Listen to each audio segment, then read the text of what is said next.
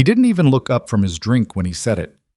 Walter Pruitt set the envelope down on the station master's desk like it was nothing, like it was a grocery list, like it was a receipt for a pair of boots, and said, "Tell her I married someone else.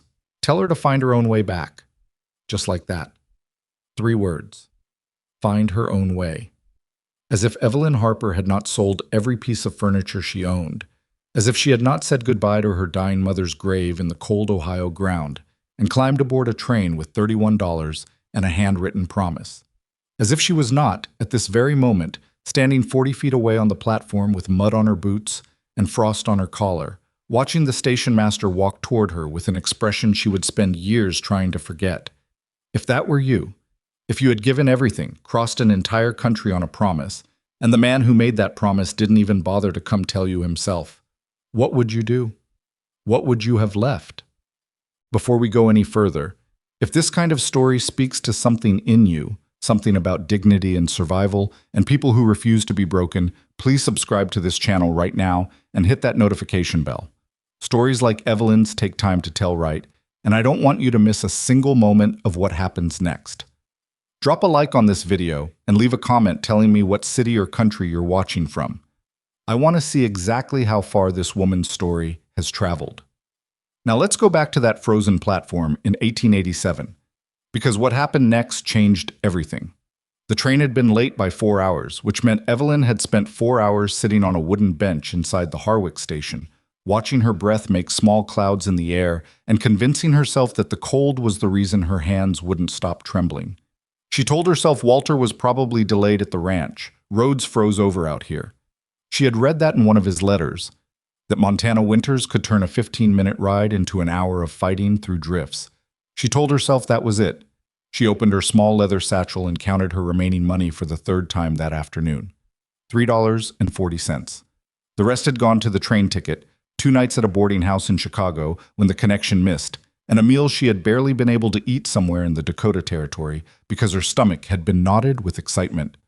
$3.40 in a town she had never seen, waiting for a man she had met exactly once at her cousin's wedding in Columbus 2 summers ago. But she had his letters. She had 17 of them, bundled with a piece of kitchen string at the bottom of her satchel, and every single one of them said things like, "I think about you every morning when I ride out, and this ranch needs a woman who isn't afraid of honest work, and I believe we could build something real together, Evelyn, if you're willing to be brave." She had read that last line so many times the paper had softened at the fold. She had been willing to be brave. When the station master came through the door, she stood up before he even reached her. She was already smiling. His name was Arthur Greel, and he had worked the Harwick station for 11 years. And in 11 years he had delivered bad news to passengers exactly 4 times. A telegram about a death, twice about delayed freight, once about a derailment south of Billings. But he had never once had to walk toward a young woman with a bundle of letters visible through the clasp of her bag and tell her what Walter Pruitt's envelope contained. He practiced the words twice in his head before he pushed open the waiting room door. He still couldn't find the right ones. "Miss Harper?" "Yes." She pulled her coat straight. "Has Mr. Pruitt sent word? Is there a wagon waiting?"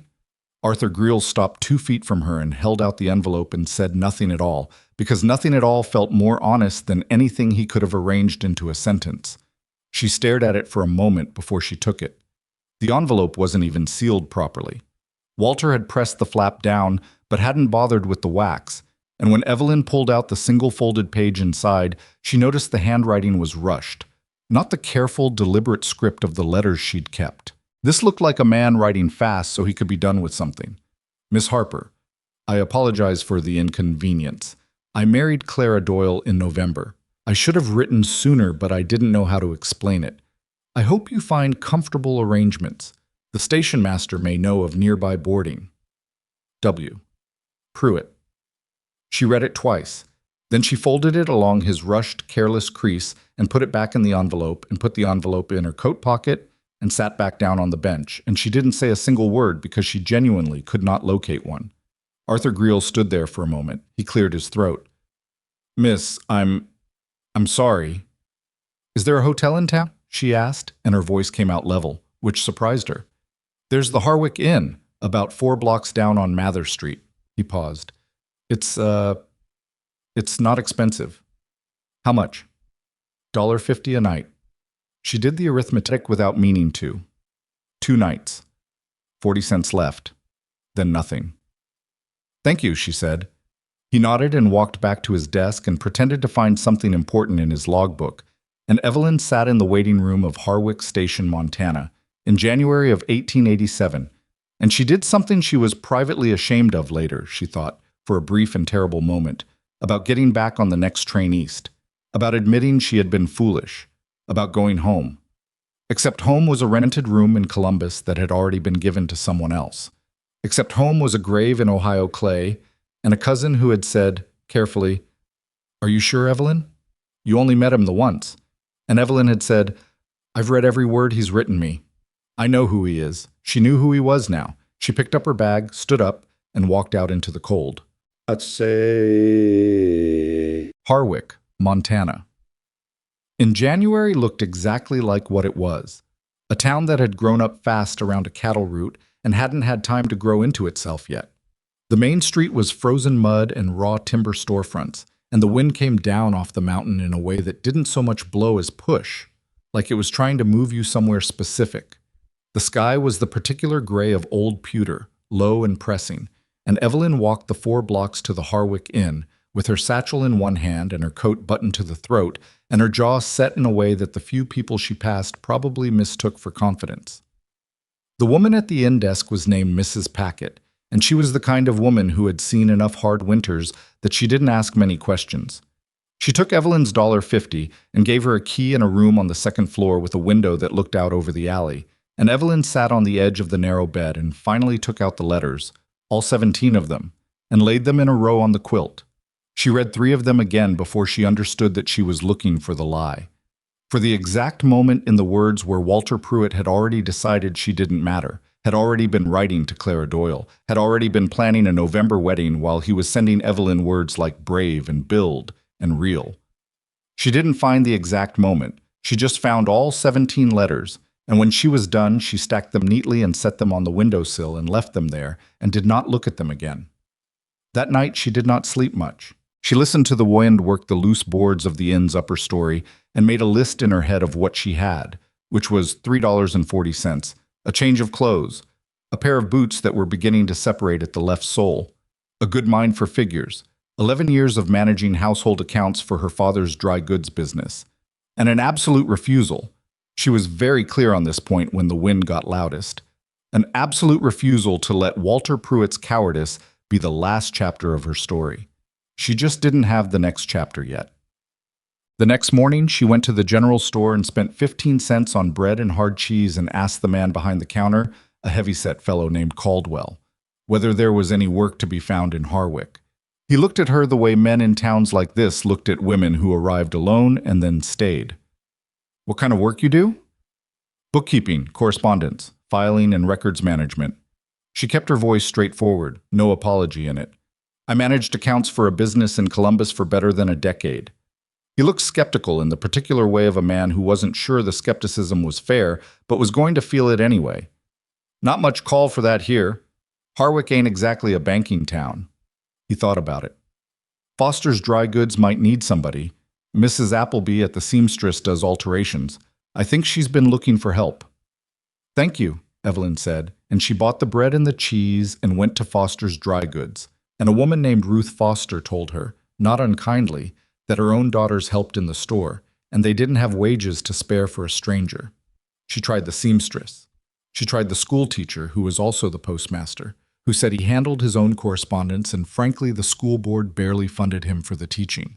She tried the Harwick Inn itself, asking Mrs. Packett whether there was housekeeping work to be had, and Mrs. Packett looked at her with something like pity and said she did it all herself and always had. By 2 o'clock in the afternoon, with the light already beginning to thin, Evelyn had been turned down 6 times and spent 30 cents total since arriving in Harwick, which meant she had $3.10 left, which meant at best 2 more nights at the inn and then the street. She was standing outside the last establishment on her list, a saddle shop that she already knew wouldn't have bookkeeping work, but she'd told herself she would try anyway, when she heard a voice from the direction of the feed and grain across the road. "Pruitt! Hey, Pruitt, you miserable son of a—" A man came crashing backward through the feed store doorway. He hit the porch railing and caught himself on it and came up with blood on his lower lip and a look on his face that was equal parts fury and something older and more tired than fury. And then Walter Pruitt walked out after him. Evelyn had not seen him in 2 years. She had been holding, all this time, the version of him she'd built from 17 letters, and the real Walter Pruitt was smaller than that. He was broad-shouldered and good-looking in a flat, uninteresting way, and he walked out of the feed store with his chest forward and his thumbs in his belt like a man who was accustomed to taking up room. He looked at the man on the railing. "I told you the payment schedule was being renegotiated. You want to take it up with Horace Bellman, you go ahead." "You told me 60 days, the man said. His voice was ragged. "You said I had 60 days to settle the note, and now Bellman's men are saying 30. I got a family, Pruitt. I got 4 kids and—" "Not my problem," Walter said. He was already stepping off the porch. "Talk to Bellman." The man, he was older, maybe 50, weathered in the face in the way that meant he'd spent his life outdoors, grabbed at Walter's sleeve. Walter pulled away. Not violent, just dismissive, like shaking off a fly, and that was somehow worse than if he'd pushed. He walked to his horse, unhitched it, and rode off up the street, and he passed directly in front of Evelyn without seeing her at all. She watched him go. Then she crossed the street to where the older man was still standing on the porch of the feed store, pressing the back of his hand to his cut lip. Up close, he had the kind of face that belonged to a man who had worked very hard for a very long time and was not sure why the working kept leading somewhere worse. "I'm sorry," she said, because she didn't know what else to open with. He looked at her, wary but not rude. "Didn't ask for sorry, miss. No offense." "None taken." She paused. "The man who just left. Walter Pruitt." Something shifted in his expression. "You know him?" "I thought I did," she said, and she said it simply, without drama, and something in the plainness of it made the man look at her differently. "Name's Harlan Dukes," he said. He didn't offer his hand, probably because he was still holding it against his lip. "I got a homestead about 6 miles north. Had it for 12 years. Bellman's bank holds the note, and now they're telling me I got 30 days to pay the full remainder, or they're moving to seize." He paused. "Pruitt's the one who brokered the original loan. Supposed to be 60 days renegotiation. That's what he told me to my face." Evelyn filed this away. "You said Bellman. Horace Bellman? You know him too?" "No." She filed that name away separately. "What does Walter Pruitt have to do with the bank?" Harlan Dukes looked at her steadily for a moment. "You got somewhere to be, miss?" "Not particularly," she said honestly. "Then you're going to want to hear about more than just me." They went to the small, dim diner adjacent to the grain store, and Harlan Dukes drank coffee and told her about the last 18 months in the ranching families north of Harwick. And Evelyn listened with the part of her mind that had spent 11 years catching the place in a column of numbers where something didn't add up. 6 ranches. All of them had taken out loans through Harwick Consolidated, Bellman's bank, within an 18-month window. All of them through the same broker, a man who also happened to own the largest single cattle operation in the valley, a man named Walter Pruitt. 3 of those ranches had already been foreclosed. "Where'd those properties go?" she asked. Harlan shrugged. "Bellman took them over." "And then what happened to them?" He wrapped his hands around his coffee cup. "Nobody seems to know. They just sit. Bellman ain't running cattle on them. Pruitt ain't bought them. They just sit." Evelyn thought about this. She thought about the railroad land surveys she had seen mentioned in a 6-month-old newspaper she'd read on the train somewhere in the Dakotas, about new rail lines pushing northwest from Billings. She thought about land that sat empty and apparently worthless for 1, maybe 2 years, and then was suddenly directly in the path of a rail route that would make it worth 5 times what it had been. She thought about Walter Pruitt's letters, about how specific he'd been, sometimes, about the ranch's struggles, just specific enough to make borrowing money feel necessary, to make the bank feel like the only option. She thought about a woman being recruited from Ohio. This ranch needs a woman who isn't afraid of honest work. She thought about what a new wife would mean in terms of appearances. A settled, respectable rancher. A man building something real. A man a banker would be comfortable doing further business with. A man a community would trust. She sat with that thought for a moment, and it tasted exactly as bad as she'd expected. Mr. Dukes, she said, do you still have your original loan documents? He frowned. Somewhere, yeah. And the letter or correspondence from Pruitt about the 60-day renegotiation period? I got it at home. I'd like to see them, she said. If you're willing. He looked at her for a long moment. Why? She didn't give him the full answer. Not yet. She didn't have enough of it herself. Because I know what a fraudulent loan structure looks like, she said, and what you've described sounds like one. And because, she paused, and something moved across her face that she didn't try to control. I came a long way to discover that Walter Pruitt is not the man he says he is, and I would rather do something useful with that information than just be angry about it. Harlan Dukes set down his coffee cup. He looked at her with the expression of a man recalibrating something. I'll bring the documents tomorrow, he said. She went back to the inn that evening and lay on the narrow bed and stared at the ceiling and thought about the money. 2 days, maybe 3 if she was careful with food. After that she had nothing, and no one, and no plan. She was still staring at the ceiling at 9 o'clock at night when there was a knock at her door, and she opened it to find Mrs. Packett standing in the hall with the particular expression of a woman who has been asked to do something and isn't entirely comfortable with it. A man came by the desk, Mrs. Packett said. He heard you were in town asking about work. He left a message. She handed over a folded note. The handwriting was careful and plain. Miss Harper, I understand you're looking for temporary work. I have a ranch about 4 miles east of town. Nothing that requires particular skills except an honest hand at organizing, which I've been told you have. The work is respectable and the pay is fair. No obligation. If you want to come look at the situation tomorrow, I'll be in town until noon at Caldwell's store. Silas Mercer. She read it twice.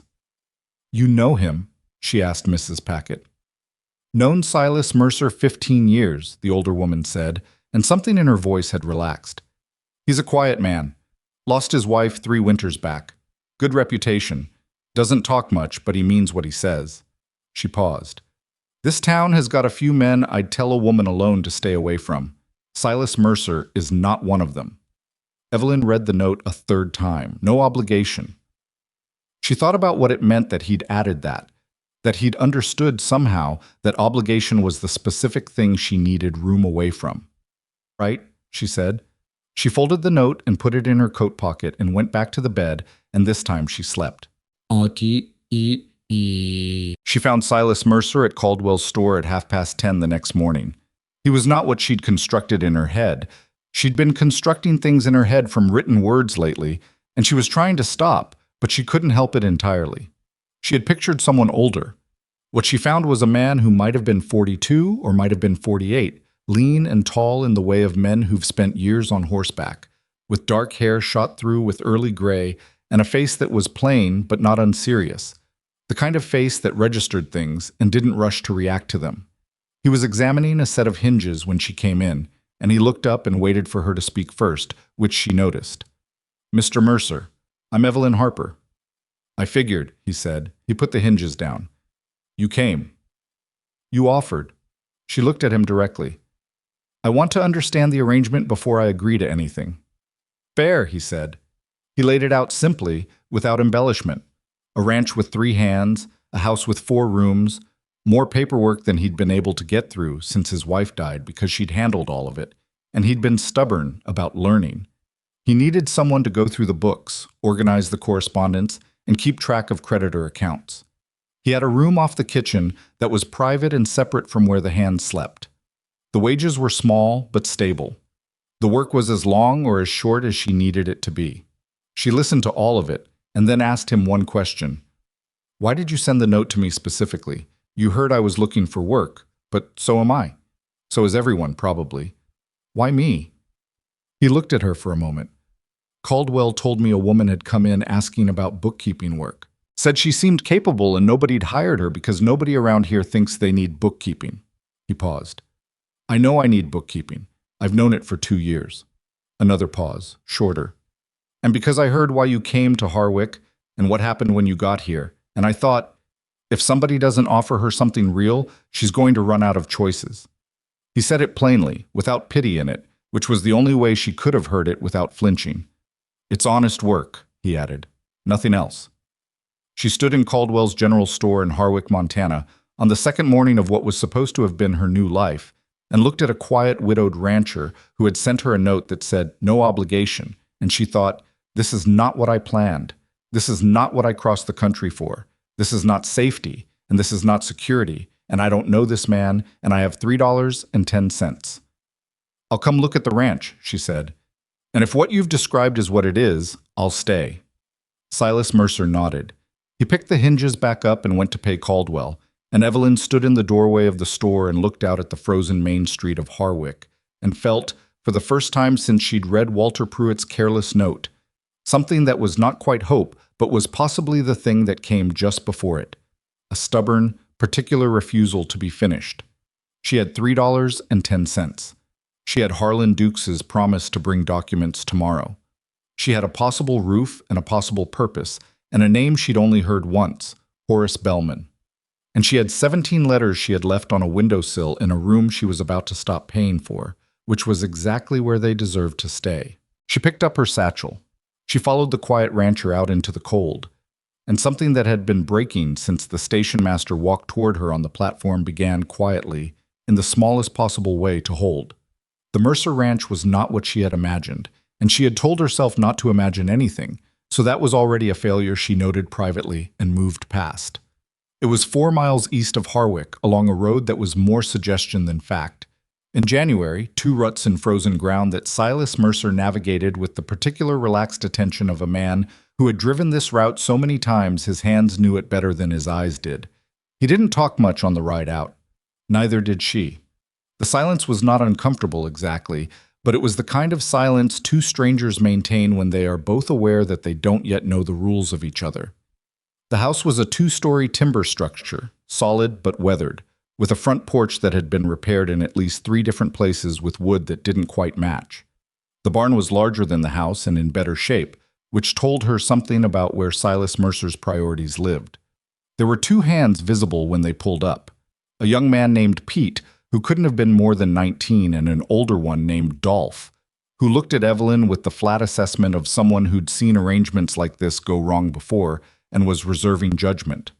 The room off the kitchen was small, but it had a door with a proper latch and a window that faced east, and there was a wood stove in the corner that Silas had clearly lit before he'd come to town, because when she stepped inside it was warm. She stood in the doorway for a moment and looked at the small iron bed and the shelf above it and the hook behind the door, and she thought, "This is manageable. This I can work with."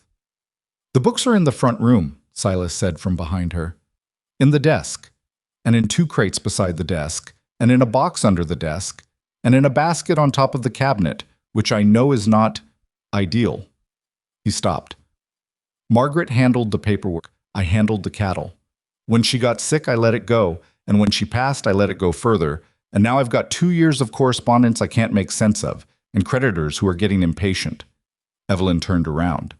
He was standing in the kitchen doorway with his hat in his hands, turning it slightly, the way men do when they are saying something that costs them something.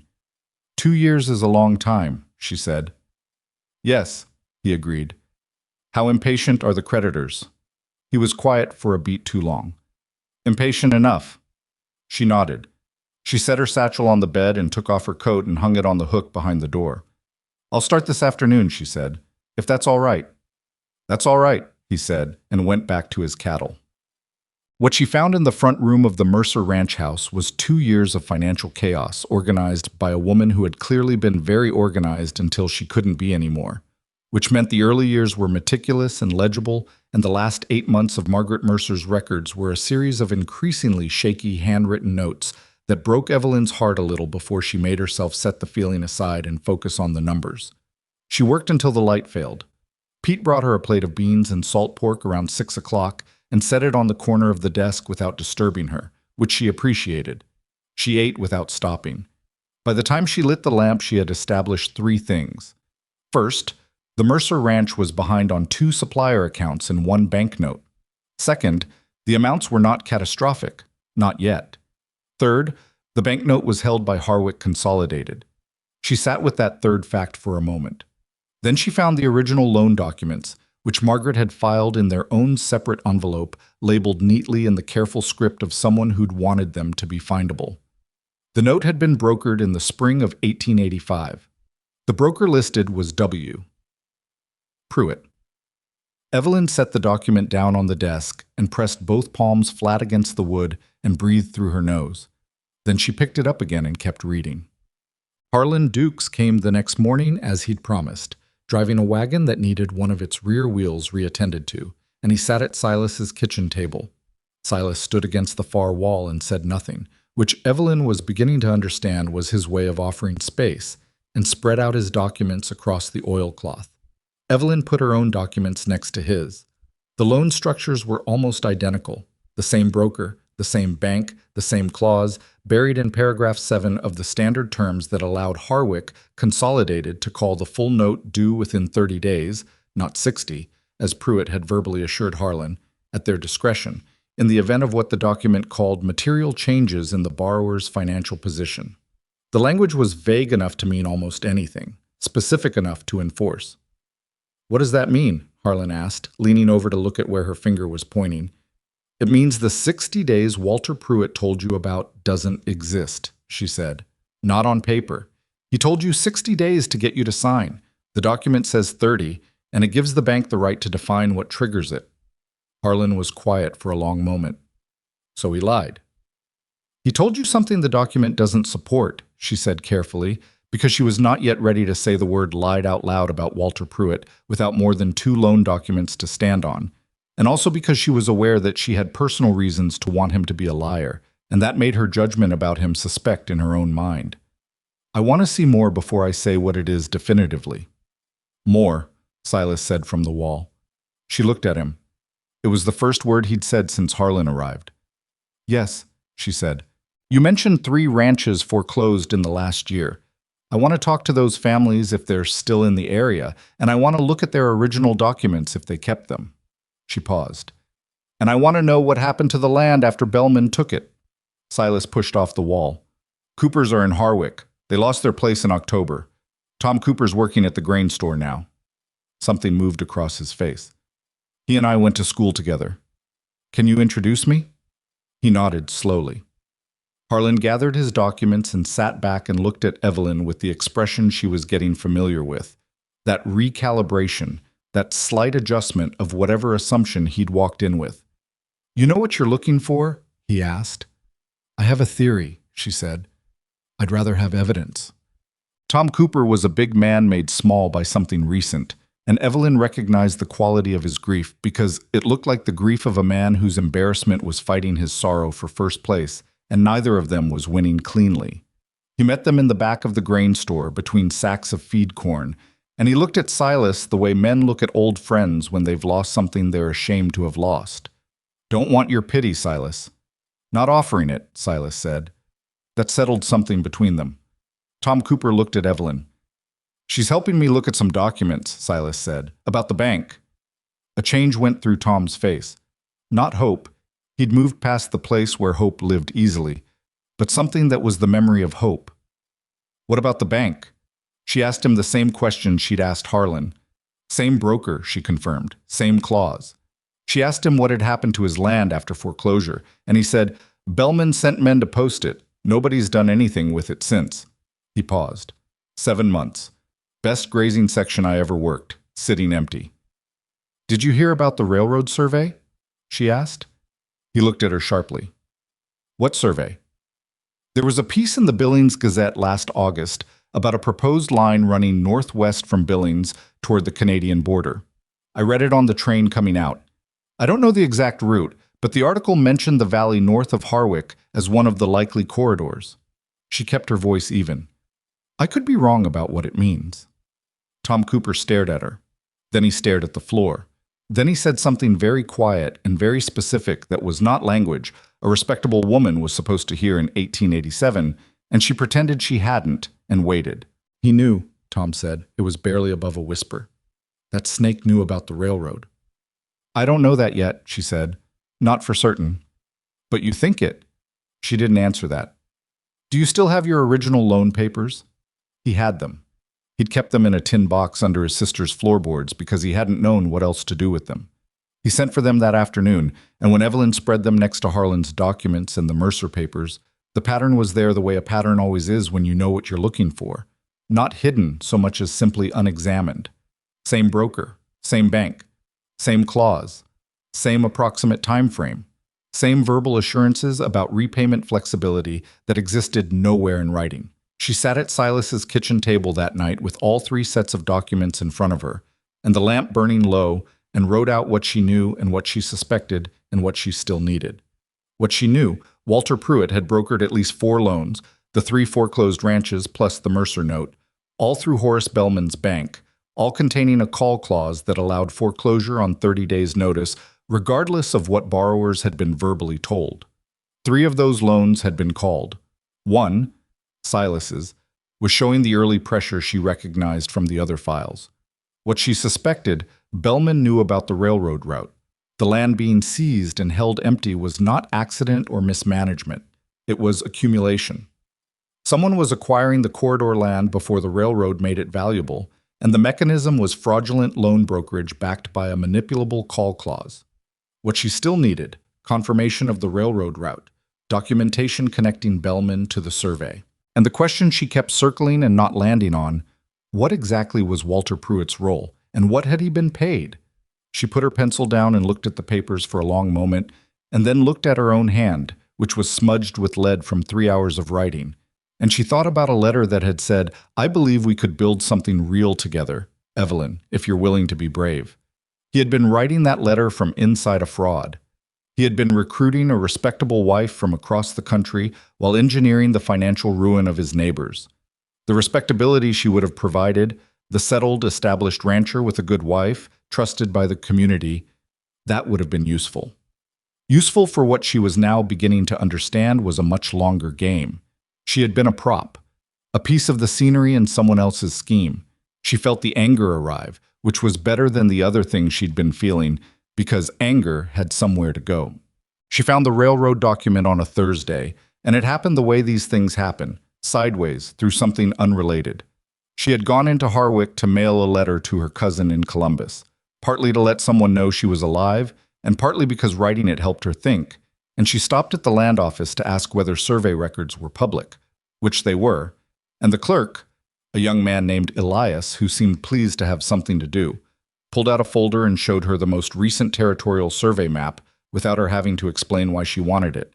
The rail corridor ran northwest from Billings, as she'd read, and the proposed route, drawn in thin blue ink on the survey paper, ran directly through the valley north of Harwick, directly through the land that had been foreclosed by Harwick, consolidated over the past 14 months, directly through the land that was sitting empty, and to anyone looking at it from outside, apparently worthless.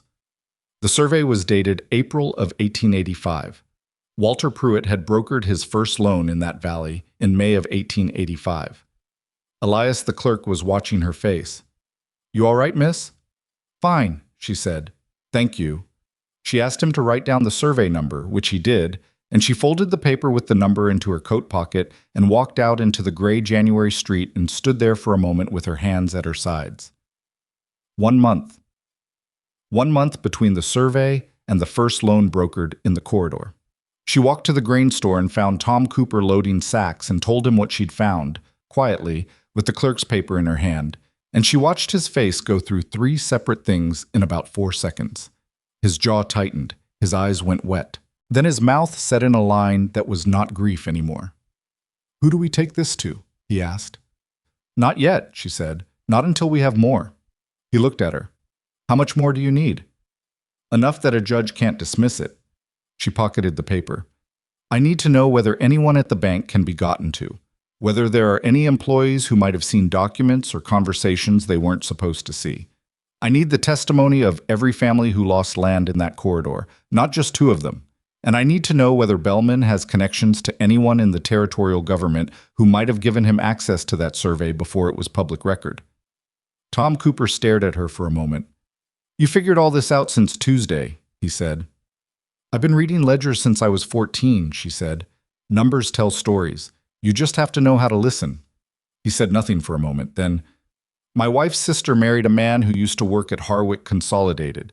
He left last spring. Said he didn't like something he'd seen." He paused. "I never asked what." "Ask him now." Evelyn said. His name was Raymond Gill, and he lived in a rented room above the hardware store, and he opened the door when Tom knocked with the expression of a man who had been waiting with low-grade dread for exactly this kind of knock. He was thin and somewhere around 40, and he had the particular nervous energy of a person carrying information they decided not to carry anymore and then kept carrying anyway. He let them in, Evelyn and Tom, and because she told him and he'd insisted on coming, Silas Mercer. And he stood in the center of his small room with his arms crossed and looked at the floor. "I don't want trouble," he said. "Nobody here wants trouble," Silas said. "We've already got trouble. We're trying to find out how it got here." Raymond Gill uncrossed his arms and crossed them again. "What do you want to know?" "The foreclosed properties in the North Valley," Evelyn said. "Who was making the decisions about when to call the notes?" He was quiet for a long moment, long enough that she thought he might not answer. Then he said, "Bellman had a list. Properties. He called them the acquisition targets. He kept the list in his desk, and he thought nobody else knew about it, but I processed some of the correspondence, and I saw the names on it." He looked up. "Every ranch name on that list has been foreclosed." "Except Mercer," Tom said. Raymond looked at Silas. "Except Mercer." "Yeah." A pause. "Mercer's on the list, just hasn't been gotten to yet." The room went quiet. Evelyn did not look at Silas because she didn't need to see his face to know what was on it, and she didn't want to watch him absorb that. "Was there written communication between Bellman and Pruitt about the arrangement?" she asked. "I saw one letter," Raymond said. "Once. I wasn't supposed to. Bellman left it on his desk when he went to lunch, and I was filing and I read it." He swallowed. It referenced commission payments. Said something about a continued arrangement through the end of the year. Pruitt's name was on it. "What happened to the letter?" "Bellman locked it in the cabinet when he came back. I never saw it again." Evelyn thought about this. A letter that was locked away was not the same as a letter that was gone. People who locked things thought locking them was enough. Sometimes it was.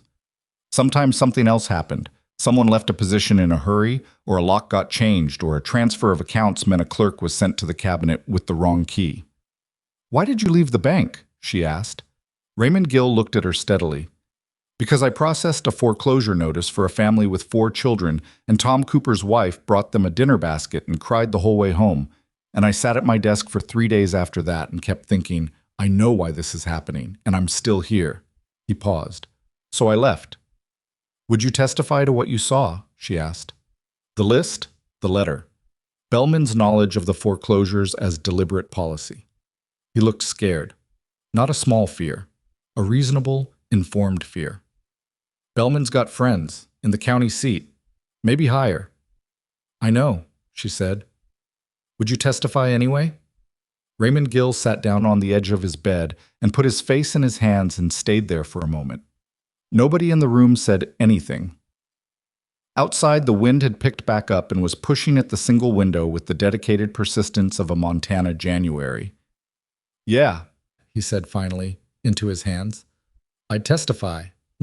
She worked through the rest of January and into February with the focused attention of someone who has found a purpose that is bigger than their own grief and is not ready to examine that too closely.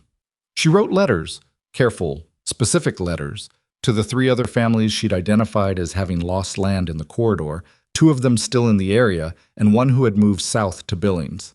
She went through the Mercer accounts and found 2 places where careful renegotiation of the supplier debts could buy them additional months before the banknote became critical.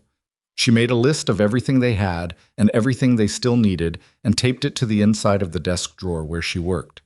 Silas watched her do all of this with the patient attention of a man who knew when something was working and knew better than to interfere with it. He brought coffee in the mornings without being asked. He told Pete and Dolph that Miss Harper's work was ranch business and was not to be discussed in town, and both men nodded without asking why. He fixed the porch railing that had been broken for 8 months, which had nothing to do with Evelyn and everything to do with the fact that having another person in the house had reactivated some instinct to maintain things. They ate dinner at the kitchen table every evening, the 2 of them, with the lamp between them and the documents pushed to one side. And they talked about what she'd found and what she was building, and sometimes about other things. About her father's dry goods business, about how she'd learned to read accounts, about his wife and the way she'd organized the ranch files in those neat labeled envelopes. He told her about Margaret without the particular performance of grief that men sometimes put on, just directly, simply, the way you talk about someone who is real to you. She told him one night about the letters, all 17 of them. She didn't read them to him. She just told him what they'd said and what she'd believed and what she understood now, and she said it without self-pity, which was harder than she expected. He listened without saying anything until she was done. Pruitt used to talk about the Valley families at the cattle meetings, he said then. How they'd borrowed too much, managed badly, probably weren't going to last. He stopped. I thought he was just being mean. He's always been mean. A pause. I didn't think he was describing a plan. He was making sure nobody helped them, Evelyn said. If everyone already believed the foreclosures were the rancher's own fault, nobody asked questions, Silas said. Nobody asked questions. He looked at his coffee. Then he said, he came to the funeral, Margaret's funeral, shook my hand and told me he was sorry for my loss. His voice was exactly flat. And then about 3 months later, he came by to talk about refinancing the note. Evelyn stared at him. He came to your wife's funeral. Yes. She thought about Walter Pruitt standing at a graveside with his hat in his hands and his expression arranged and his arithmetic running in the background, and something moved through her that was colder than anger. Silas, she said, and stopped. I know, he said. She hadn't finished the sentence, but he'd heard it anyway, and neither of them said anything for a moment, and outside the wind worked the eaves of the house with a sound like something insisting. The first week of February, Evelyn received an answer to one of her letters. It was from a woman named Frances Aldridge, whose husband Henry had lost their homestead in September, and who was now living with her daughter's family in a crowded house 6 miles south of Harwick. Frances wrote in a tight, determined hand that she had kept every document, had kept them specifically because she'd believed from the beginning that something was wrong, and she'd been waiting for someone to ask. She also wrote one additional sentence at the bottom of the page that made Evelyn set the letter down and sit very still for several seconds. There is also a man named Deputy Crane, who I believe was present when my husband was served with the foreclosure notice, and who accepted something from Bellman's representative afterward. I don't know what, but I saw it through the window and it did not look like a handshake. Evelyn read that sentence again. Then she put the letter carefully in the desk drawer, on top of her list of what they had and what they needed, and she updated the list, and she closed the drawer and she looked out the east-facing window of the small room that had been offered to her with no obligation attached, and she thought about how much larger this was than she'd known on the morning she'd found the railroad survey. Not just a fraudulent loan structure, not just a greedy banker and a dishonest broker. A network. Bank, broker, land speculation, and now a deputy sheriff who accepted something through a window while a family was being put off their land. She thought about what Harlan Dukes had said in the feed store. Bellman's got friends. In the county seat. Maybe higher. She thought about what happened when you tried to expose something that had tentacles that high. She thought about it for a long moment, and then she went to find Silas to tell him what Frances Aldridge had written, because this had grown past the point where either of them should be holding it alone, and because whatever was going to happen next was going to require more than a woman with a head for numbers and a ledger full of evidence. It was going to require people who were willing to stand up in public and say what they knew, and she was going to have to be the one to ask them. Frances Aldridge was smaller than her handwriting suggested. Evelyn had expected someone large, the way people who write with that kind of compressed fury sometimes are, all that force needing somewhere to live. But Frances was a narrow woman in her mid-50s with gray streaking through brown hair and hands that moved when she talked, always moving, like they couldn't quite settle after everything that had happened. She met Evelyn and Silas at her daughter's house on a Wednesday morning in early February, and she had the documents in a flour sack, which she set on the kitchen table and then stood back from like she was relieved to have them out of her hands. Henry wanted to burn them, she said, when we left the property. He said he couldn't stand looking at them anymore. She paused. I told him we might need them. He said, need them for what? There's nobody to take them to. She looked at Evelyn directly. Are you somebody to take them to? I'm working on being that, Evelyn said honestly. Frances looked at her for another moment, assessing, and then pulled out a chair and sat down and started talking. What Frances had kept was extraordinary. Not just the original loan documents, though those were there, same structure, same buried clause, same W, Pruitt as broker. But every letter exchanged with the bank over the 16 months between the loan origination and the foreclosure. Every request for extension with the bank's responses. A log. Henry had kept in a small notebook recording every visit from bank representatives, with dates and what was said. And at the bottom of the flour sack, folded separately from everything else, a single piece of paper that Frances slid across the table to Evelyn with 2 fingers, like she'd been waiting to show it to someone for a very long time. It was a copy of a letter, not the original, but clearly transcribed by hand, Frances's tight writing, from Horace Bellman to a man identified only as R.W., referencing the corridor properties and expected completion of Phase 2 acquisitions by spring. The letter used the word acquisition 4 times. It used the word foreclosure 0 times. "How did you get this?" Evelyn asked. "I didn't," Frances said. "A woman who used to work cleaning the bank office gave it to me last October. She'd copied it off a document she found on Bellman's desk when she was dusting. She was scared to keep it herself." Frances paused. "She left Harwick the following week. Said she was going to her sister in Oregon." "Does she have a name?" "Nora Timms." "I don't have an address for Oregon." Evelyn looked at the letter copy for a long moment. It was not the same as the original. In a courtroom, a handwritten copy of a document, produced by someone who had since left the territory, was going to face significant challenges. But it was also confirmation, not proof, but confirmation, of the thing she'd been building toward. Bellman was treating these ranches as acquisition targets in correspondence with at least one other party. Someone identified only as RW. She wrote the initials in the margin of her notes and underlined them twice. "Mrs. Aldridge," she said, "what Deputy Crane saw. The thing through the window. Can you tell me exactly what you saw?"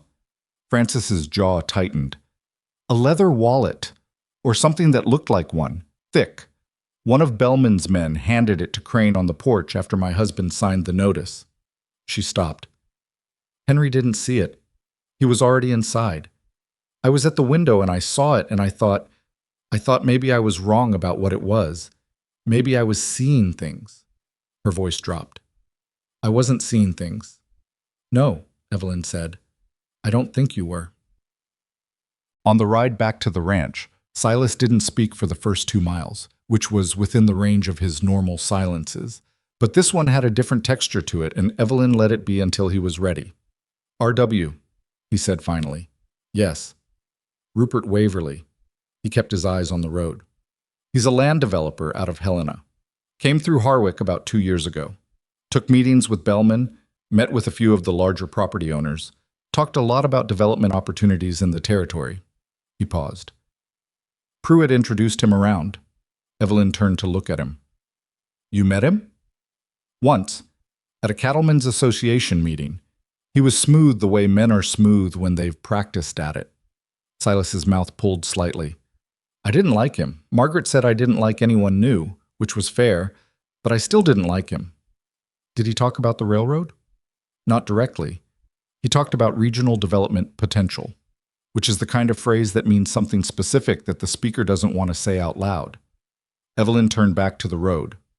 "R.W. Rupert Waverly, Helena." The letter had been addressed to him, which meant Bellman was reporting to him, which meant the operation was bigger than one corrupt small-town banker. There was a developer in Helena with enough capital and enough connections to orchestrate a land corridor acquisition across multiple properties over multiple years, using a local bank as the mechanism and a local broker as the human face of it. And Walter Pruitt had been the human face. Charming, well-regarded Walter Pruitt, who sat at cattlemen's meetings and talked about how poorly his neighbors were managing their finances. She thought about the woman in Columbus she had been 8 weeks ago, reading his letters by lamplight and believing them. She had been, without knowing it, part of the face.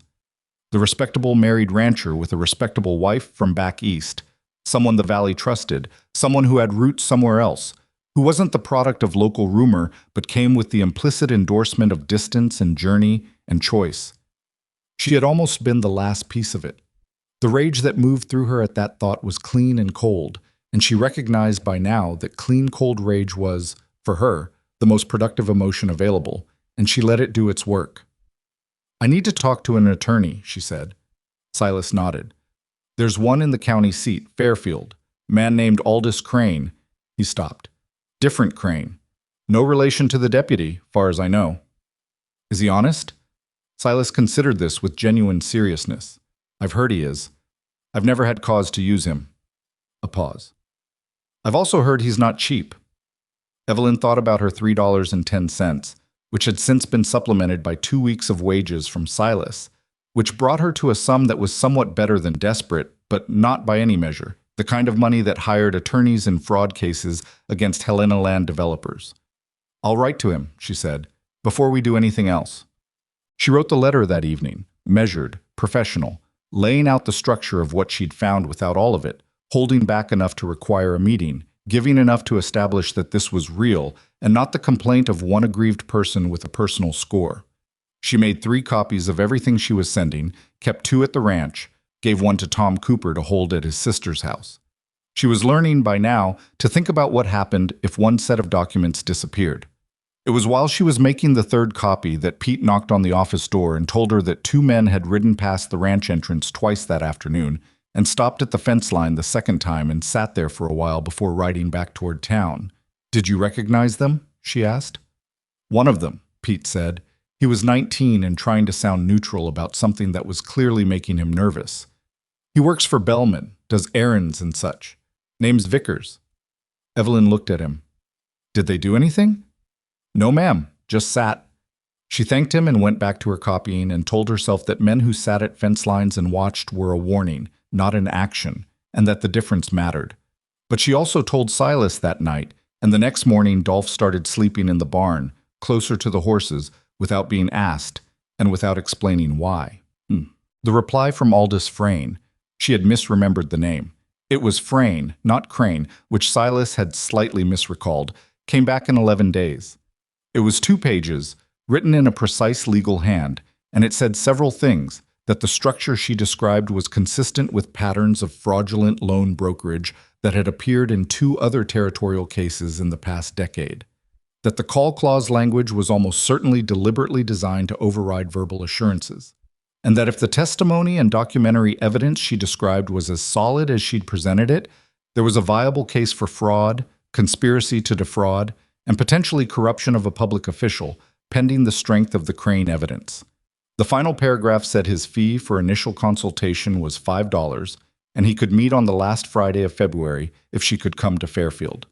Evelyn read the letter twice and then folded it carefully and put it in the drawer and sat for a moment thinking about the $11.60 she currently had, which was the most money she'd possessed since arriving in Montana, and which was not going to last through a sustained legal proceeding even in the most favorable circumstances.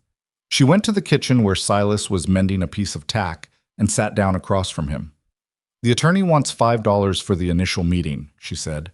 The case, if we move forward, is going to cost more than either of us has.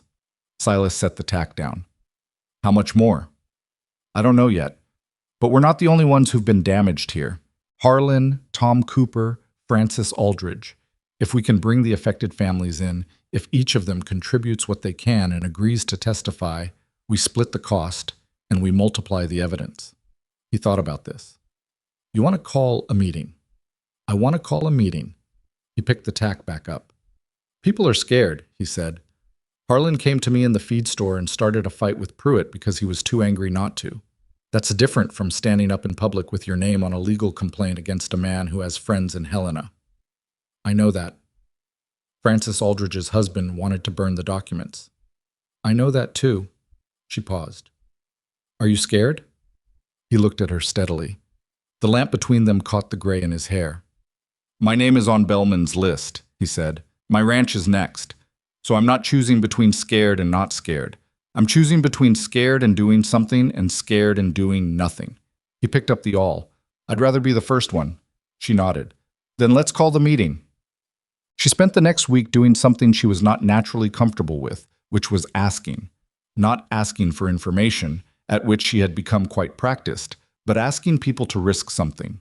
She visited 2 more families, the Garretsons, who had lost their place in July and were living in reduced circumstances on her sister's land, and an older man named Cobb Whitfield, who had somehow held on to his property, but whose note, she'd confirmed, appeared on the same origination timeline. She sat at their tables and told them what she knew and what she needed, and she watched them weigh it. The Garrettsons said yes immediately, which surprised her. Ellen Garrett, who was about 35 and had the posture of someone who'd been carrying something heavy for a long time and was tired of it, said, "I've been waiting for somebody to do this for 8 months. I'll be there." Her husband nodded beside her without speaking, and Evelyn got the impression that Ellen was the one whose yes mattered in that household, and that was fine with her. Cobb Whitfield took 3 days. He sent word through Silas. The word was, "Tell the Harper woman I'll come, but I want to see the documents before I commit to testifying. I'm not walking into a room on somebody's word." Evelyn sent back, "That's exactly the right position. Bring your own documents and we'll compare." He came. She also, in the second week of February, did something she had been putting off because she wasn't sure it would go well. She went to see Walter Pruitt, not to confront him. She had enough sense not to confront him. Not yet, not before the attorney had reviewed everything and advised them on sequencing. But she needed to see him, needed to look at him with what she now knew and measure something, the degree to which he was aware that she had not simply left town in embarrassment, the degree to which Bellman's men riding past the fence line was connected to Walter Pruitt's knowledge of her presence and her work. She went on a Tuesday morning and she went alone, which Silas objected to and she overruled, because bringing Silas would signal a confrontation and she wanted, very specifically, to signal nothing.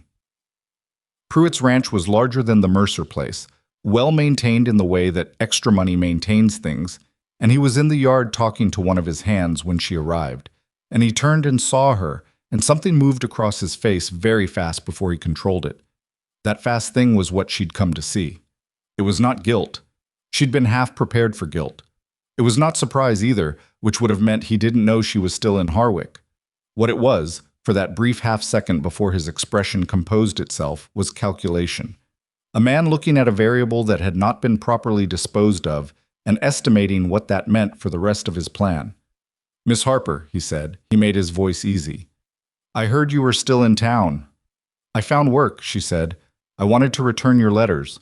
She held out the bundle, all 17, tied with their kitchen string, and she held them out with the flat politeness of someone returning a borrowed book, nothing more. He stared at them for a moment. She had the impression he was deciding whether taking them was better or worse than not taking them. He took them. "I hope there are no hard feelings," he said. "None," she said pleasantly, which was the most comprehensive lie she had ever told.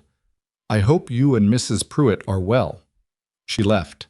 She rode back to the Mercer Ranch with her jaw aching from keeping it level, and she went directly to the office and wrote down what she'd seen in his face, the exact quality of that half-second calculation, because she knew it would matter to Aldous Frayne when they talked about what Pruitt knew and when he'd known it.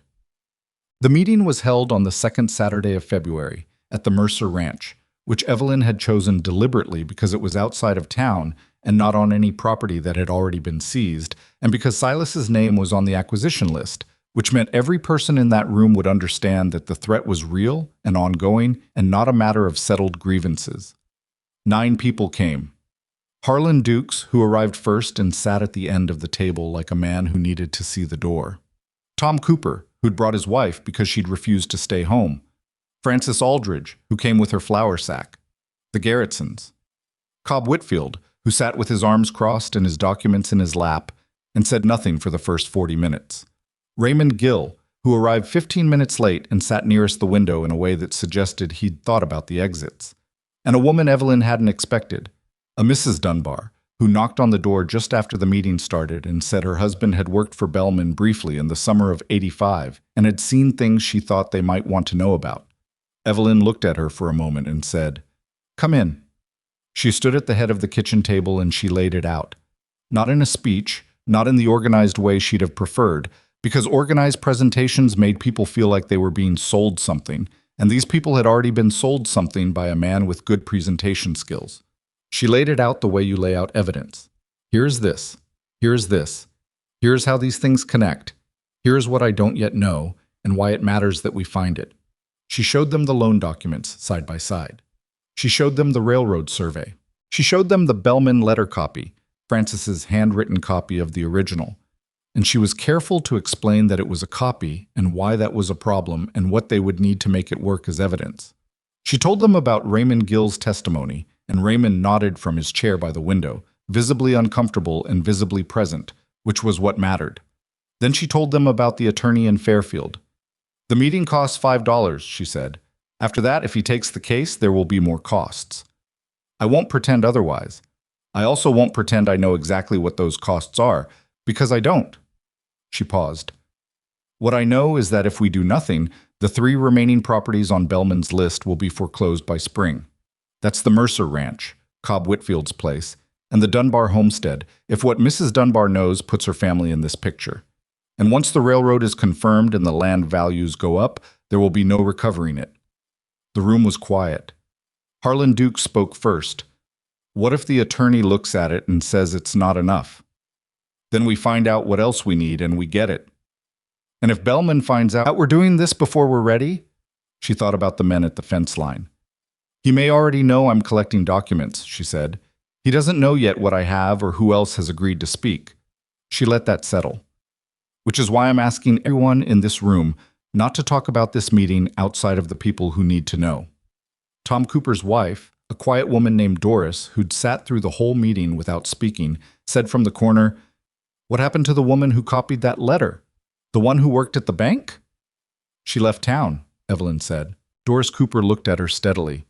"Because she was scared." "Yes." "Are we going to end up like that? Running?" Evelyn looked at her. "I'm not planning on it," she said, "but I won't tell you there's no risk. There is risk. I think the risk of doing nothing is larger. But you're the ones who have to decide that for yourselves." She paused. "That's the whole point of this meeting. You decide." The room was quiet again. Then Frances Aldridge reached into her flour sack and put $3 on the table. "For the attorney," she said. Cobb Whitfield uncrossed his arms. He reached into his coat, and he put $2 down without a word. By the time it was done, they had $9.40 on the table. The campaign against Evelyn began the following week, and it began in the small ways that effective campaigns always begin, in conversations she wasn't present for, in the particular kind of remark that doesn't make a direct accusation, but plants a seed that looks like caution. She first heard it from Ruth Foster at the dry goods, who had the expression of someone delivering a message they'd been asked to deliver and were not entirely sure they should. "People are saying," Ruth said carefully, setting change on the counter, "that you came to Harwick with a grievance against Walter Pruitt and that everything you're telling people about the bank is colored by that." "What people?" Evelyn asked. Ruth didn't answer that. She heard it again 3 days later from Elias, the land office clerk, who mentioned, awkwardly, that someone had asked him whether a woman had recently looked at the survey records and what she'd asked about. He told them yes, because he hadn't known he shouldn't. He seemed genuinely sorry. "It's fine, Elias," she said. "Thank you for telling me." She was not fine, but that was a distinction that only mattered internally. What Bellman was doing, and she had no doubt it was Bellman, or someone directed by Bellman, because this was too coordinated for gossip, was constructing an alternative story. In the alternative story, Evelyn Harper was a woman scorned, a vengeful outsider with an axe to grind, and everything she was telling people about the bank was the self-serving distortion of a woman who'd been embarrassed by a local man and was using vulnerable families' misfortunes to pursue a personal vendetta. It was a good story. It required no direct confrontation with the evidence. It required only that enough people wonder whether the evidence could be trusted, given the source. She brought this to Silas on a Friday evening, and she brought it to him directly because she was not in the habit of pretending problems weren't there. "Is it working?" he asked. She considered this honestly. "With some people, maybe." Ruth Foster seemed uncertain about it. Elias felt bad about talking, which means he's second-guessing himself. She paused. "It won't work with the families who have the documents. They lived it. But there are people in this town who haven't decided yet whether to care about this, and those are the people Bellman is talking to." "What do we do?" She'd been thinking about this since the conversation with Ruth Foster. "We don't hide," she said. "The story works because I'm supposed to be operating in the background, gathering things quietly. If I'm in the background, I look like someone with something to hide. So we stop operating in the background." He looked at her. "What does that mean?" "The Cattlemen's Association meets on the first Monday of March," she said. "Public meeting. Open to the community. She'd found this out from Tom Cooper. I want to go. Silas was quiet for a moment. Evelyn, the men who go to those meetings, some of them are in Pruitt's corner. Some of them are scared. Some of them have done business with Bellman. I know. It could go badly. It could. She looked at him steadily. But a woman hiding in a ranch house organizing documents is a woman Bellman can manage. A woman who walks into a public meeting with a folder full of evidence is something he has to respond to, and the way he responds will tell everyone in that room something. Silas looked at her for a long moment. He was not a man who made decisions in a hurry, which she had come to understand was not the same as making them reluctantly. I'll come with you, he said. You don't have to. I know I don't, he said in the tone of a man for whom that was not really the relevant point. The Monday meeting was held at the Harwick Assembly Hall, which was a generous name for a room attached to the back of the church that could seat about 40 people on benches and usually managed about 25 for the cattlemen's meetings. Evelyn and Silas arrived together, and she felt the shift in the room when she walked in. Not the whole room, but the part of it that had heard the things Ruth Foster had heard. Walter Pruitt was there. He saw her from across the room and his jaw tightened and he looked away, which was more useful to her than anything else he could have done, because 3 men near him noticed it, and now they were curious. She sat. She waited. She let the meeting proceed through its normal business. The upcoming spring cattle count, a water rights dispute 2 ranches east of town, a complaint about road conditions on the North Track. And she sat through all of it with her folder in her lap and let people get comfortable with her presence before she asked to speak. When she asked, the meeting chairman, a weathered man named Broward who ran the largest independent operation in the valley and was not, as far as she could tell, in anyone's pocket, looked at her with the measured assessment of someone deciding whether to let an unfamiliar person speak at a meeting where unfamiliar people didn't usually speak. You're the Harper woman, he said. Not rude, just establishing. Yes, sir. What do you want to say? She stood up. She put the folder on the bench beside her and she looked around the room, and she did not perform confidence she didn't have. She had some, and not all of it, and that was what she showed.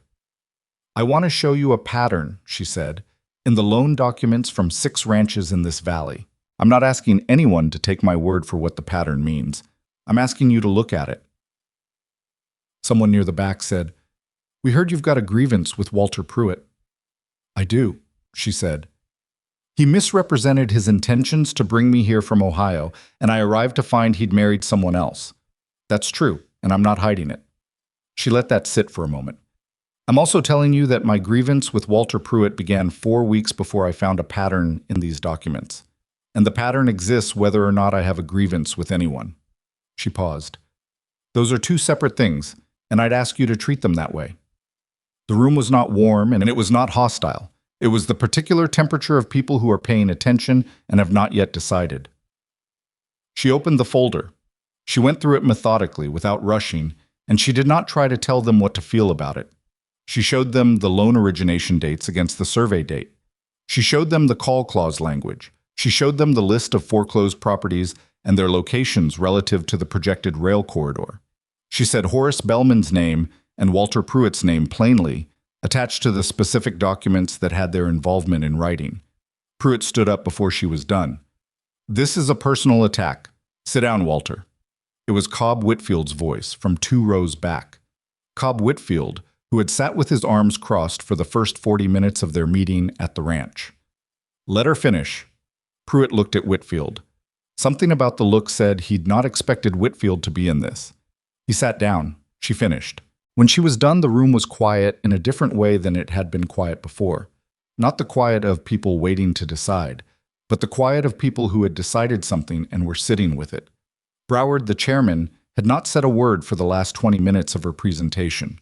He looked at the documents she'd placed on the front bench where he could see them, and he looked at Walter Pruitt, and then he looked at her. You said you have a contact with an attorney in Fairfield, he said. Yes, sir. What does he say you need? More testimony, she said, and the original of 1 letter I currently only have a copy of. And you're asking this room, I'm not asking anything specific, she said. I'm showing you what I found.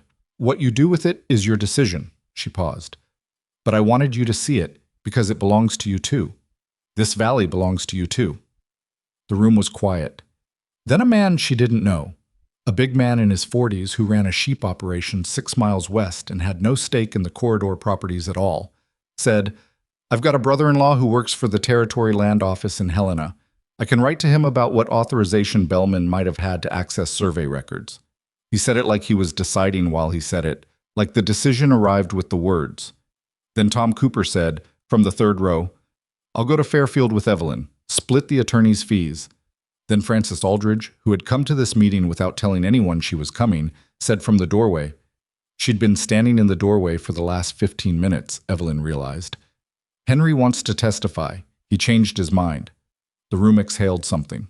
Walter Pruitt stood up again and said something sharp about legal consequences for slander, and Broward said, with the deliberate calm of a man who has made a decision, Walter, I think you might want to talk to your own attorney. I think that's probably the most useful thing you could do right now. His voice carried the particular authority of a man who does not usually use authority and knows exactly how much weight it carries when he does.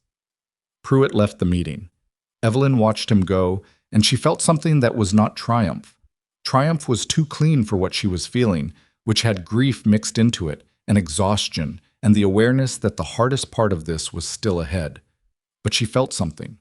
She felt the room behind her, solid and warm in a way she had not expected when she walked in. She picked up her folder. She thought about a station platform in January, a man who hadn't bothered to come tell her himself, and an envelope with the flap barely pressed down. She thought, you thought you were removing a piece from your game. But the piece moved on its own. Aldous Frayne was not what Evelyn had pictured, which was becoming a theme in her Montana life. She pictured things. They arrived differently. She adjusted. She had expected someone older, someone with the particular gravity of a man who had spent decades in territorial law and wore it on his face. What she found when she and Tom Cooper arrived in Fairfield on a Thursday morning in late February was a man who might have been 38, slight and precise in his movements. With a pair of wire-rimmed spectacles, he touched the left side of every few minutes in a habitual, unconscious way. His office was small and overfull of paper in a way that suggested the paper was organized even if it didn't look it. And he read through the documents she'd brought without speaking for 22 minutes, while she and Tom sat across from his desk and waited. When he finished, he set the last page down and touched his spectacles. The call clause is the center of it, he said. He had a flat, direct way of speaking that Evelyn found immediately comfortable. Everything else builds from there.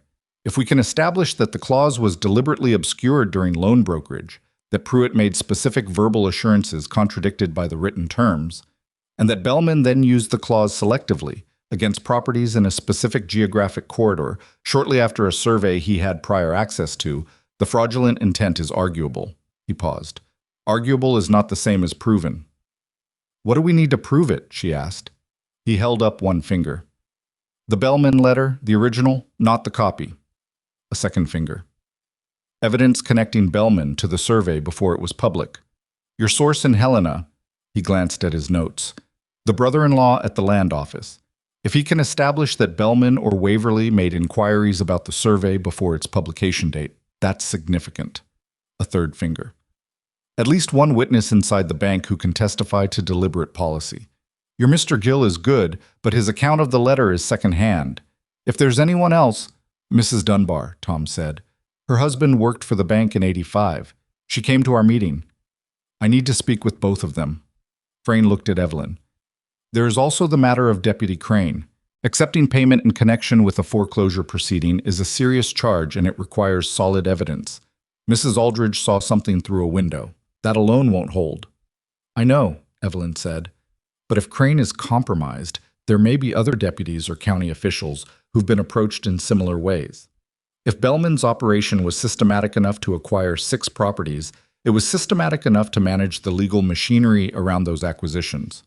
Frayne looked at her for a moment in the way she'd gotten accustomed to, that recalibration. How long have you been working on this? He asked. About 6 weeks. And before that? I managed accounts for a dry goods business in Ohio for 11 years. He nodded slowly. All right, here's what I'm willing to do.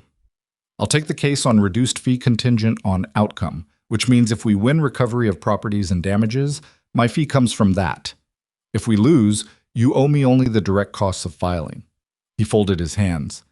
"I'm doing this partly because the structure you've described is a genuine legal problem that I think needs to be addressed, and partly because—" He paused, and something moved across his face that was almost humor. "The fact that a woman arrived in Montana 6 weeks ago with $3.40 and assembled this case from a boarding house room is the kind of thing I'd like to be on the right side of." Tom Cooper made a sound that was almost a laugh. Almost. "What's the next step?" Evelyn asked. "Get me the original letter," Frayne said. "Everything else I can work with.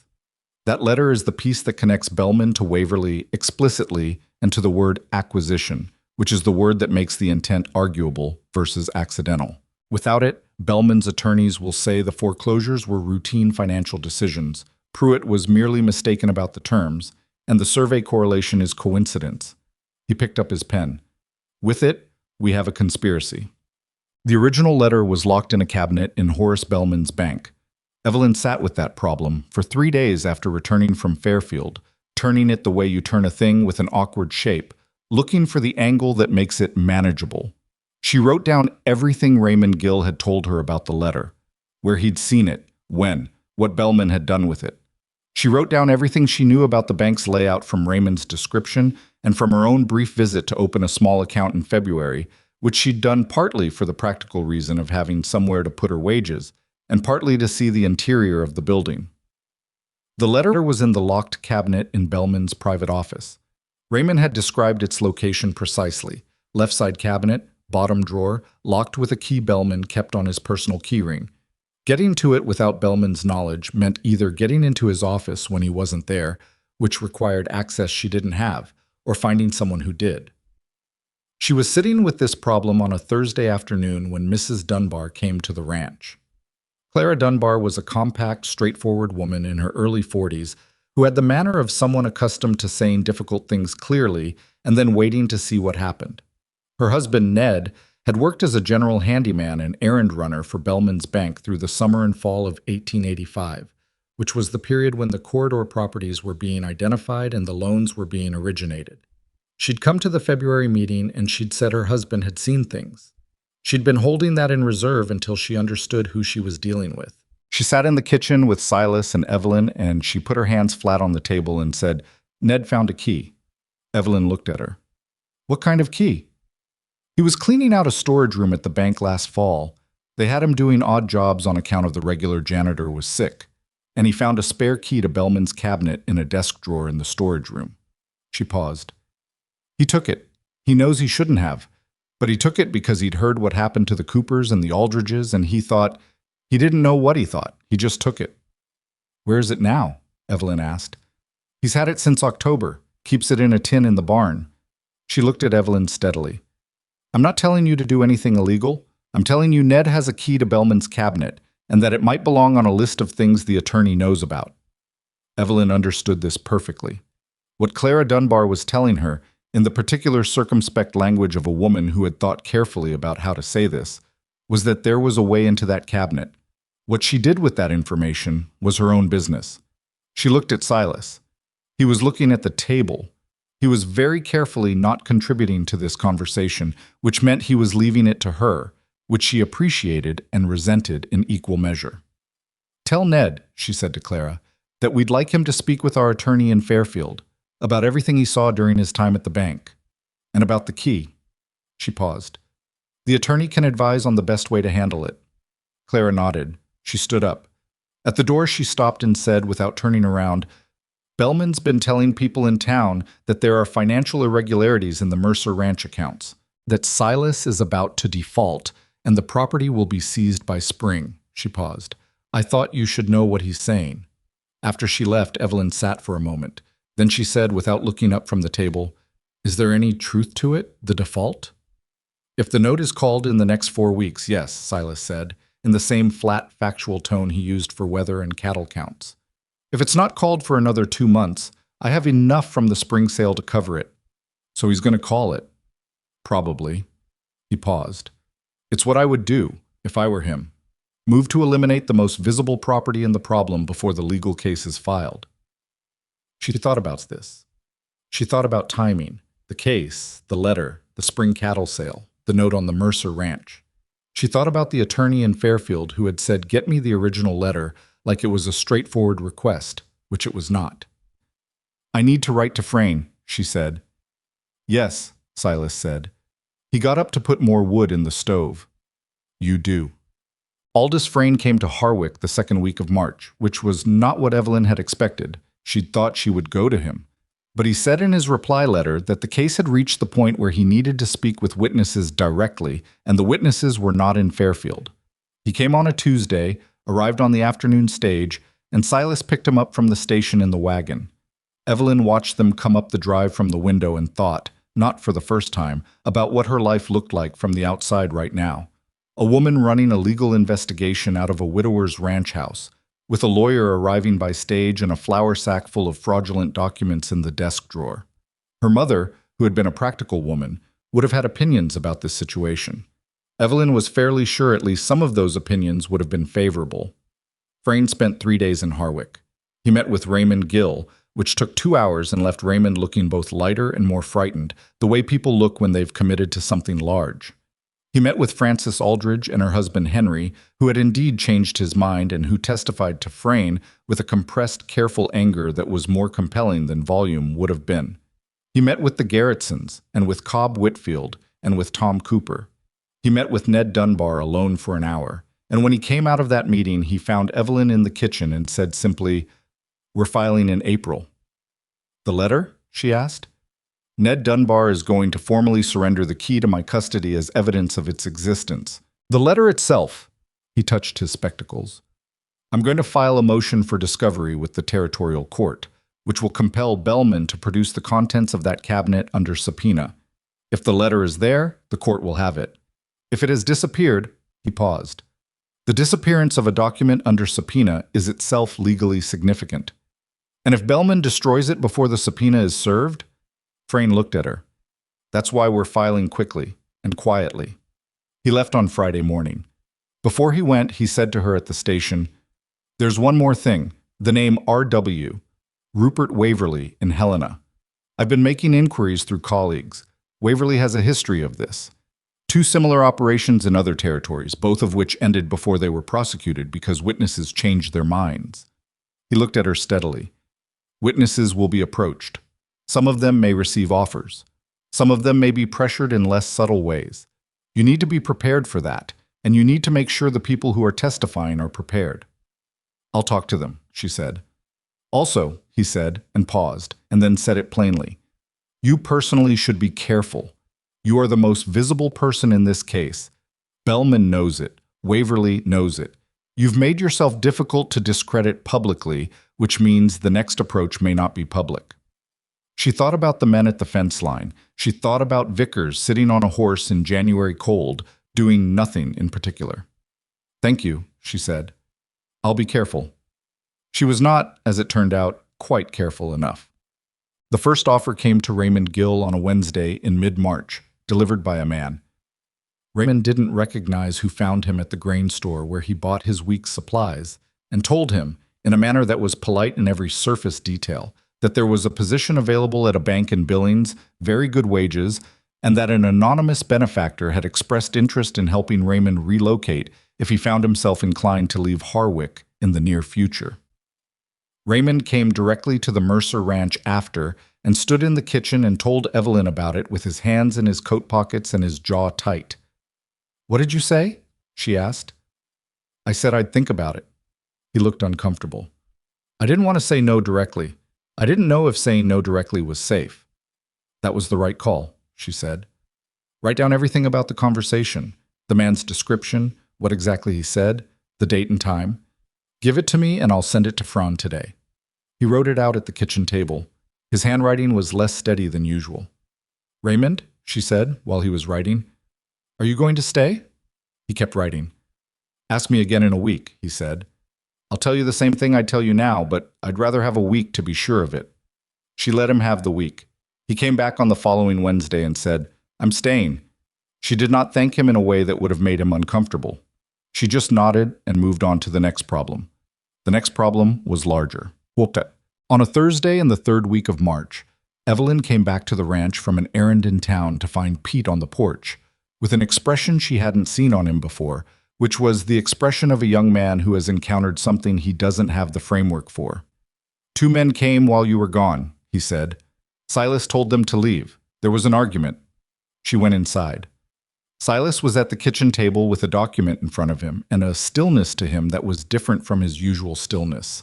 This was the kind of still that a man goes when he's controlling something carefully. The document was a notice from Harwick Consolidated. Formal, precise, stamped with the bank's seal. The note on the Mercer Ranch was being called in full. Payment due in 30 days. She sat down across from him. "They came in person to deliver it?" she asked. "And to tell me," he said, "that if I wanted to avoid the legal expense and inconvenience of foreclosure proceedings, the bank would accept a deed in lieu. Sign the property over directly. Faster," they said. "Easier." "Easier for them," she said. "Yes." He folded the notice precisely, along its original fold. "I told them to get off my land." She looked at him. "Silas." "I know," he said. 30 days from today is the 17th of April. She did the calculation. Frayne is filing in the first week of April.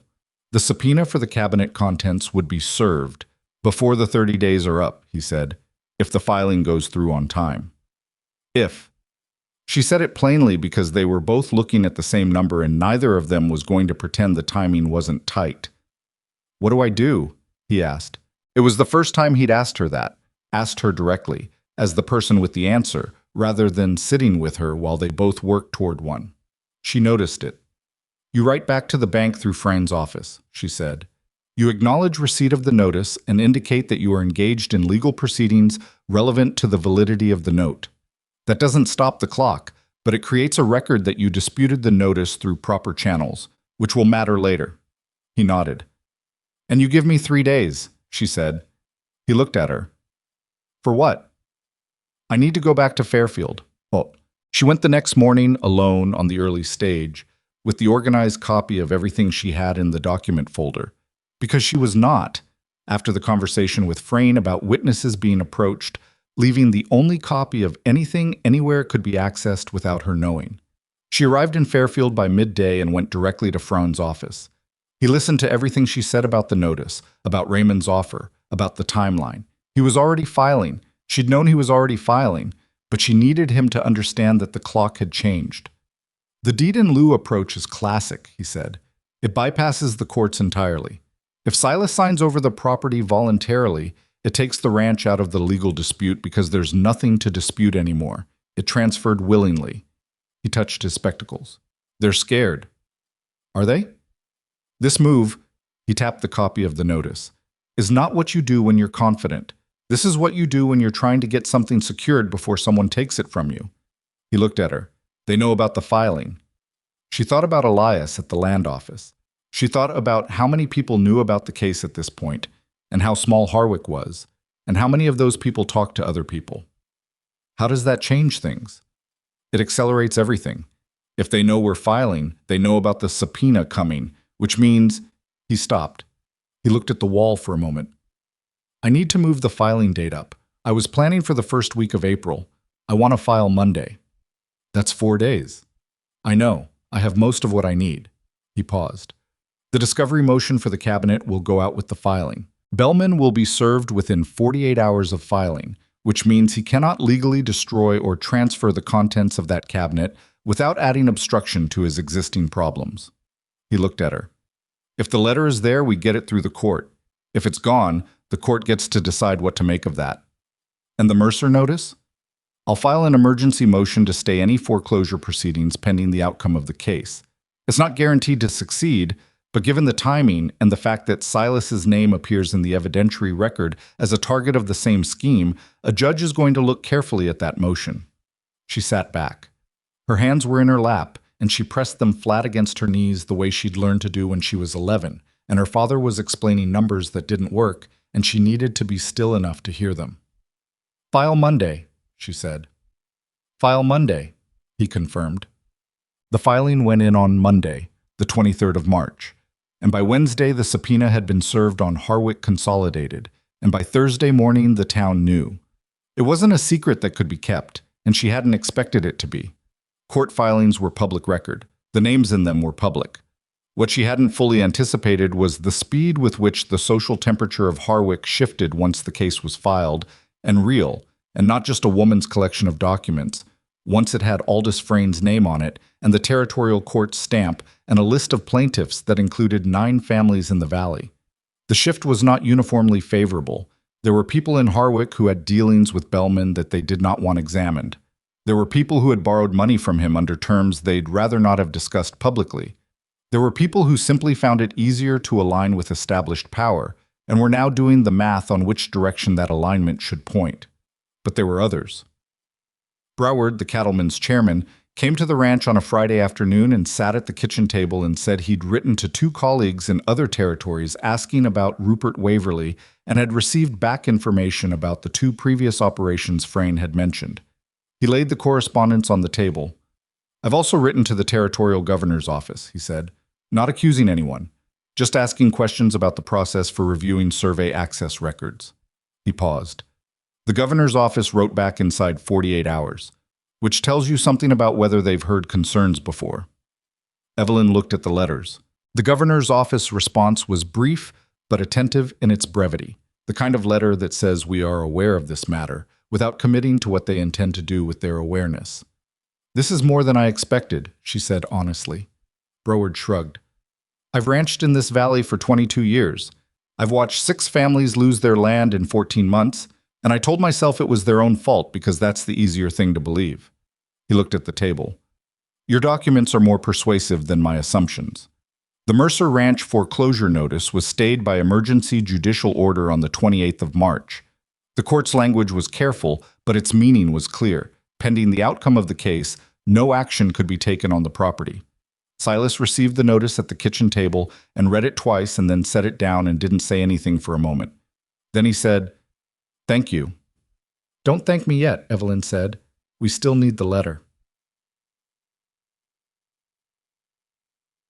The letter came through the court discovery process on the 7th of April. Frayn sent word by telegram, brief, deliberate, the language of a man who'd learned that telegrams were not private communications. Discovery returned. Contents complete. Cabinet intact. Proceeding to next phase. She read it in the kitchen, and her hands shook slightly, which she allowed because there was no one else in the room.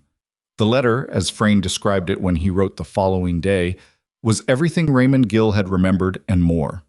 It addressed Waverly by initial in its salutation and referenced the corridor completion schedule and outstanding acquisitions, and the phrase that Frayn underlined 3 times in his letter to her. Our arrangement with the county office in language that indicated Bellman had been making payments to at least one official in the county administration to smooth the legal machinery of the foreclosures. Our arrangement with the county office. Not Deputy Crane specifically, but the county office. Broader than a single deputy accepting a leather wallet on a porch. "It's enough," Frayn wrote. "Begin preparing witnesses for testimony. We have a hearing date in May." The hearing was set for the 12th of May, in the county seat, before a territorial judge named Harlan Voss, who had a reputation, Frayn had researched this carefully, for impatience with what he called procedural manipulation and for reading evidentiary records himself rather than relying entirely on counsel summaries. He was 71 years old and had been on the territorial bench for 19 years, and was, by all accounts, not a man who could be reached by any arrangement with any county office. In the 6 weeks between the filing and the hearing, 3 things happened that Evelyn had not predicted.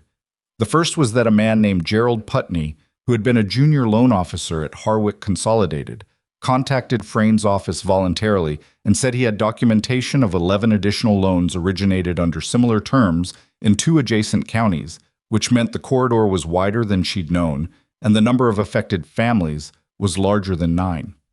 The second was that Rupert Waverly's attorney sent a letter to Frayn indicating that his client was willing to discuss a cooperative resolution with investigators, which was the language that meant Waverly was considering giving up Bellman in exchange for reduced exposure.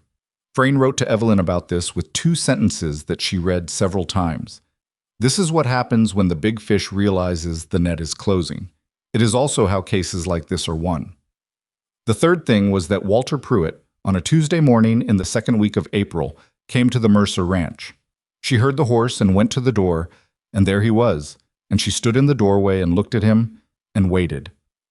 He looked like a man who had not been sleeping well. He held his hat in his hands and he said, without preamble, "I need to talk to you." "Talk," she said. She did not invite him inside. He looked past her into the house and then back at her face and understood that inside was not being offered. He turned the hat in his hands. "I want you to know that I didn't know how large it was," he said. "When Bellman and Waverly first approached me about the loans, they told me it was straightforward brokerage, that the properties were at financial risk anyway, and they were providing a service." "Walter," she said. He stopped. "I'm going to ask you to tell that to Aldous Frayne, not to me," she said. "If what you're saying is true, that you were partially deceived about the scope of it, then the time to say so is to the attorney and eventually to the judge. Not here." She paused. "If you're saying it to me because you think it will change what I do, you've misjudged the situation significantly." He looked at her for a moment. She had the same experience she'd had in his yard in January, watching something move across his face before the control arrived. This time, what moved across his face was not calculation. It was something she might, in another context, have called shame, though she was careful with that word. "I know," he said quietly. "I know I have." He put his hat back on. "I'll contact the attorney." He did.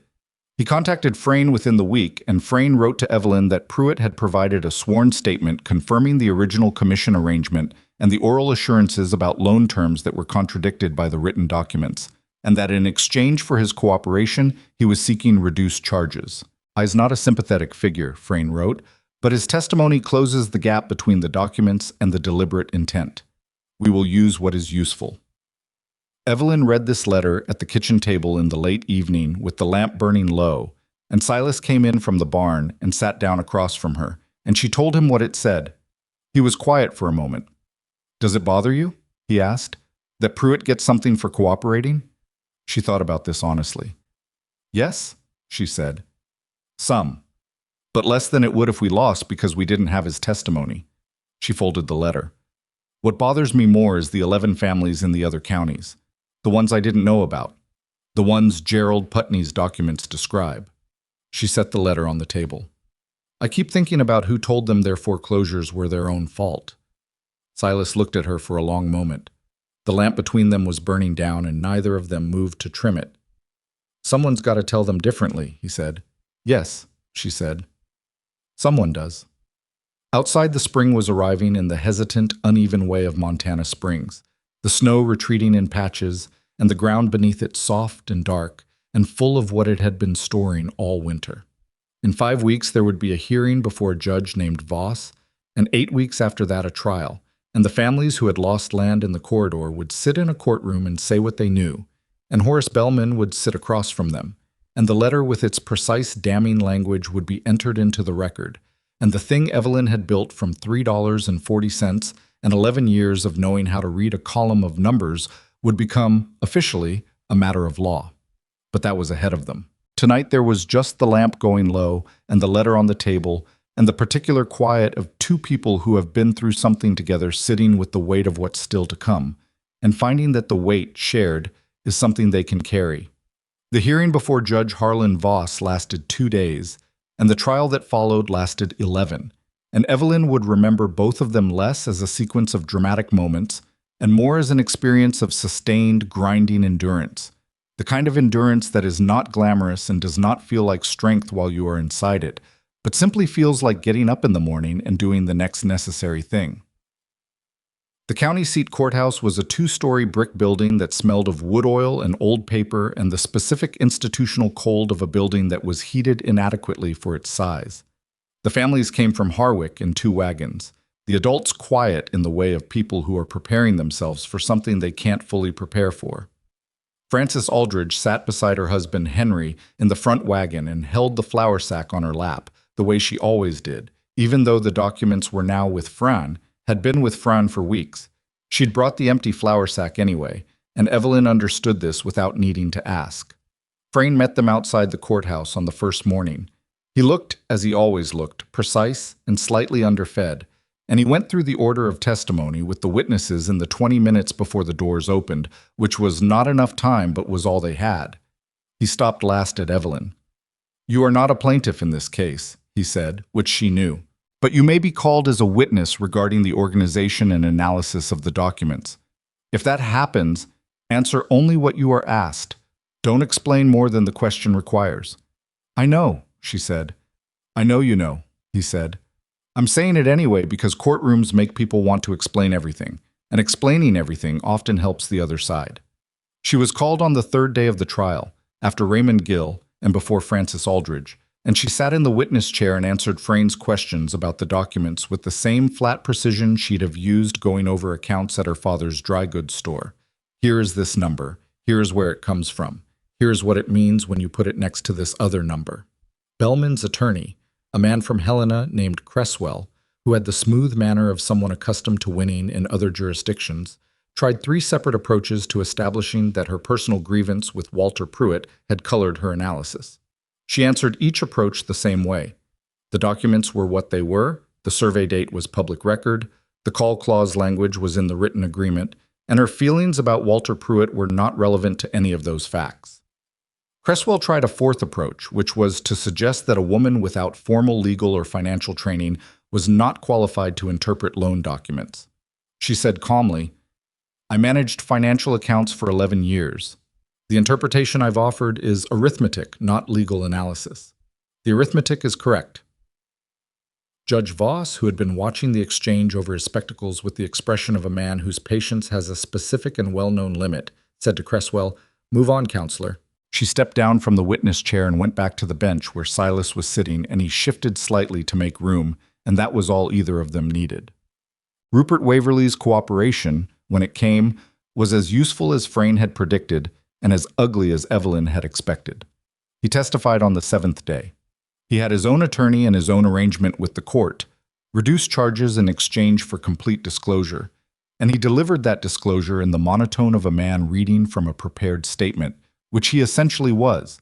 He confirmed the railroad survey access, confirmed the acquisition list, confirmed the commission arrangement with Pruitt, and confirmed, the sentence that made the room go completely still, that the payments to county officials had been structured as consulting fees routed through a subsidiary company registered in the Wyoming Territory under a name that bore no connection to Waverley's development operations. Consulting fees. Frayne had told her this was coming, and she had still felt the particular cold of it sitting in that courtroom. The degree to which this had been constructed deliberately, with legal architecture built around each piece of it, with someone sitting at a desk in Helena designing the routes that money would travel so that it would arrive looking like something other than what it was. Deputy Crane was not in the courtroom. He had left Harwick 10 days before the trial started, destination unknown, and the county sheriff had filed a warrant for his return. That case would proceed separately. Horace Bellman sat at the defense table through all 11 days of the trial, with the face of a man who had long ago decided that what other people thought of him was not a thing he needed to manage. And this quality, this imperviousness, this complete absence of visible shame, was, in its own way, the most damning thing about him. The witnesses talked about their families and their land and the nights they'd lain awake, trying to understand what they'd done wrong to deserve what was happening to them. And Bellman sat and looked at the table, and the jury watched him sit and look at the table, and Frayne let the silence around that imperviousness do its own work. The verdict came on the 14th of May, after 2 days of jury deliberation that were the longest 2 days Evelyn had experienced since the night she'd slept in the Harwick Inn, with $3.10 and no plan. Guilty on 3 counts of fraud. Guilty on 2 counts of conspiracy to defraud. Guilty on 1 count of corrupt arrangement with a public official. Bellman's face did not change when the foreman read it. Evelyn watched it and felt nothing she could name cleanly. Not satisfaction, which she'd been half afraid of feeling and half afraid of not feeling. What she felt was something quieter and less definitive. Something like, yes, that. The way you feel when a number that has been wrong finally resolves to what it should be. Correct. Not joyful. Just correct. She felt Silas's shoulder against hers on the bench, and she did not move away from it, and that was as close to celebration as either of them got in that moment. The legal proceedings that followed the conviction took another 4 months, and they were not dramatic. They were the slow work of courts and documentation and property transfers and financial assessments, the machinery of justice operating at the speed justice actually operates, which is nothing like the speed of the injustice that made it necessary. The 3 foreclosed properties in the primary corridor were returned to their original owners through a court-ordered restoration process that Frayne managed with the exhausted competence of a man who had been doing this for 5 months and was beginning to show the edges of it. The Aldridges got their land back in late June, the Coopers in July, the Garretsons in early August. Each transfer involved paperwork and hearings and waiting periods that had nothing cinematic about them. They were just the grinding mechanism of making something right, which is slower and less satisfying than the doing of wrong, which is always the asymmetry that bothers Evelyn most when she thought about it. Gerald Putney's documentation of the adjacent county properties opened 2 additional investigations that Frayne was not directly involved in but provided evidence to. And those cases moved on their own timeline, which meant families Evelyn had never met were beginning their own versions of what the Harwick families had been through. Rupert Waverley, pursuant to his cooperation agreement, received a reduced sentence and surrendered his development company's assets, a portion of which, after the legal costs were extracted, and they were substantial, was distributed as restitution to the affected families. The amounts were not large. They did not compensate for the months of lost income, the disruption, the cost in sleep and health, and the particular damage that comes from being made to feel that your own failure caused your misfortune. Francis Aldridge received a check and looked at it and said to Evelyn, "It's not nothing," which was the most precise thing anyone said about the restitution.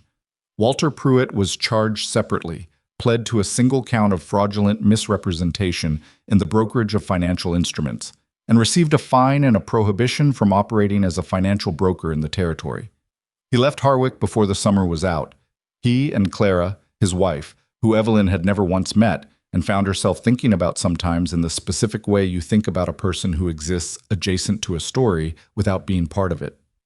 Clara Pruitt had married a man who was, in the end, a fraud. Evelyn knew something about that particular experience and did not wish it on anyone, including a woman she'd never spoken to. The office opened in September, in a small room at the front of the building that had housed the saddle shop before its owner retired and moved to live with his daughter in Billings. The sign on the door said, "Harper Records and Correspondence, assistance with land documents, financial records, and legal correspondence." It was not an elegant sign. Pete had painted it because Pete, as it turned out, had a steady hand for lettering, and he'd been pleased to be asked and had taken 2 days over it when it probably needed one. The letters were slightly uneven. Evelyn had looked at it when he hung it and thought, good enough. Better, actually, than perfect would have been. The idea had come to her during the trial, sitting in that courthouse watching families navigate a legal process they had no tools to understand, watching them rely entirely on what Fran told them because they had no independent means of evaluating their own documents. It was not a complicated idea. It was in fact the most obvious idea she'd ever had, which was how she knew it was right.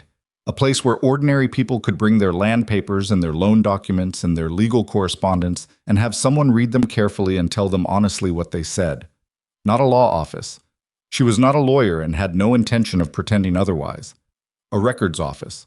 A place where someone with 11 years of accounts management and 5 months of intense practical education in the specific ways that documents could be used against the people who signed them would sit across a desk from a farmer or a rancher or a widow and say, "Here is what this actually means."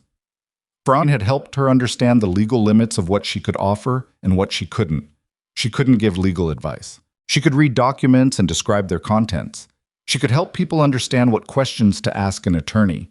She could write correspondence on their behalf, which was a skill she'd had since she was 14 and her father had asked her to handle his supplier letters because her writing was clearer than his. The morning she opened, she sat behind the desk in the small front room with a cup of coffee that had gone lukewarm and waited.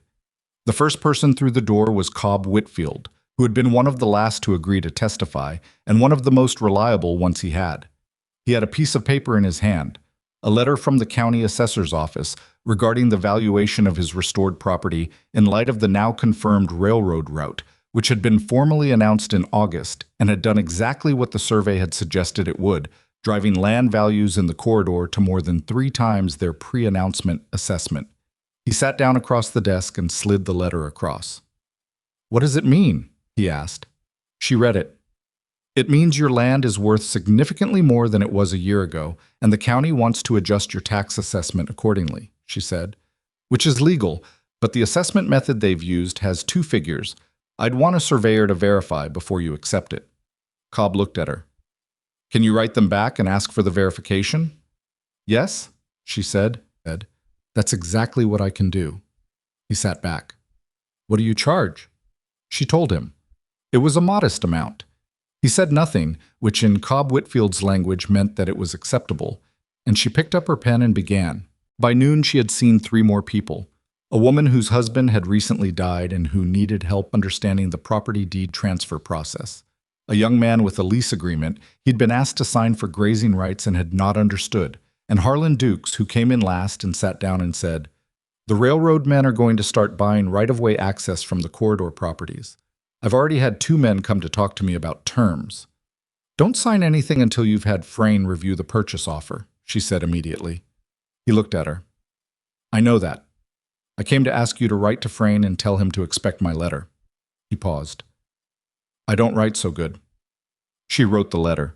He thanked her and left, and she sat alone in the small front room in September afternoon light and listened to the town going about its business outside the slightly uneven painted sign.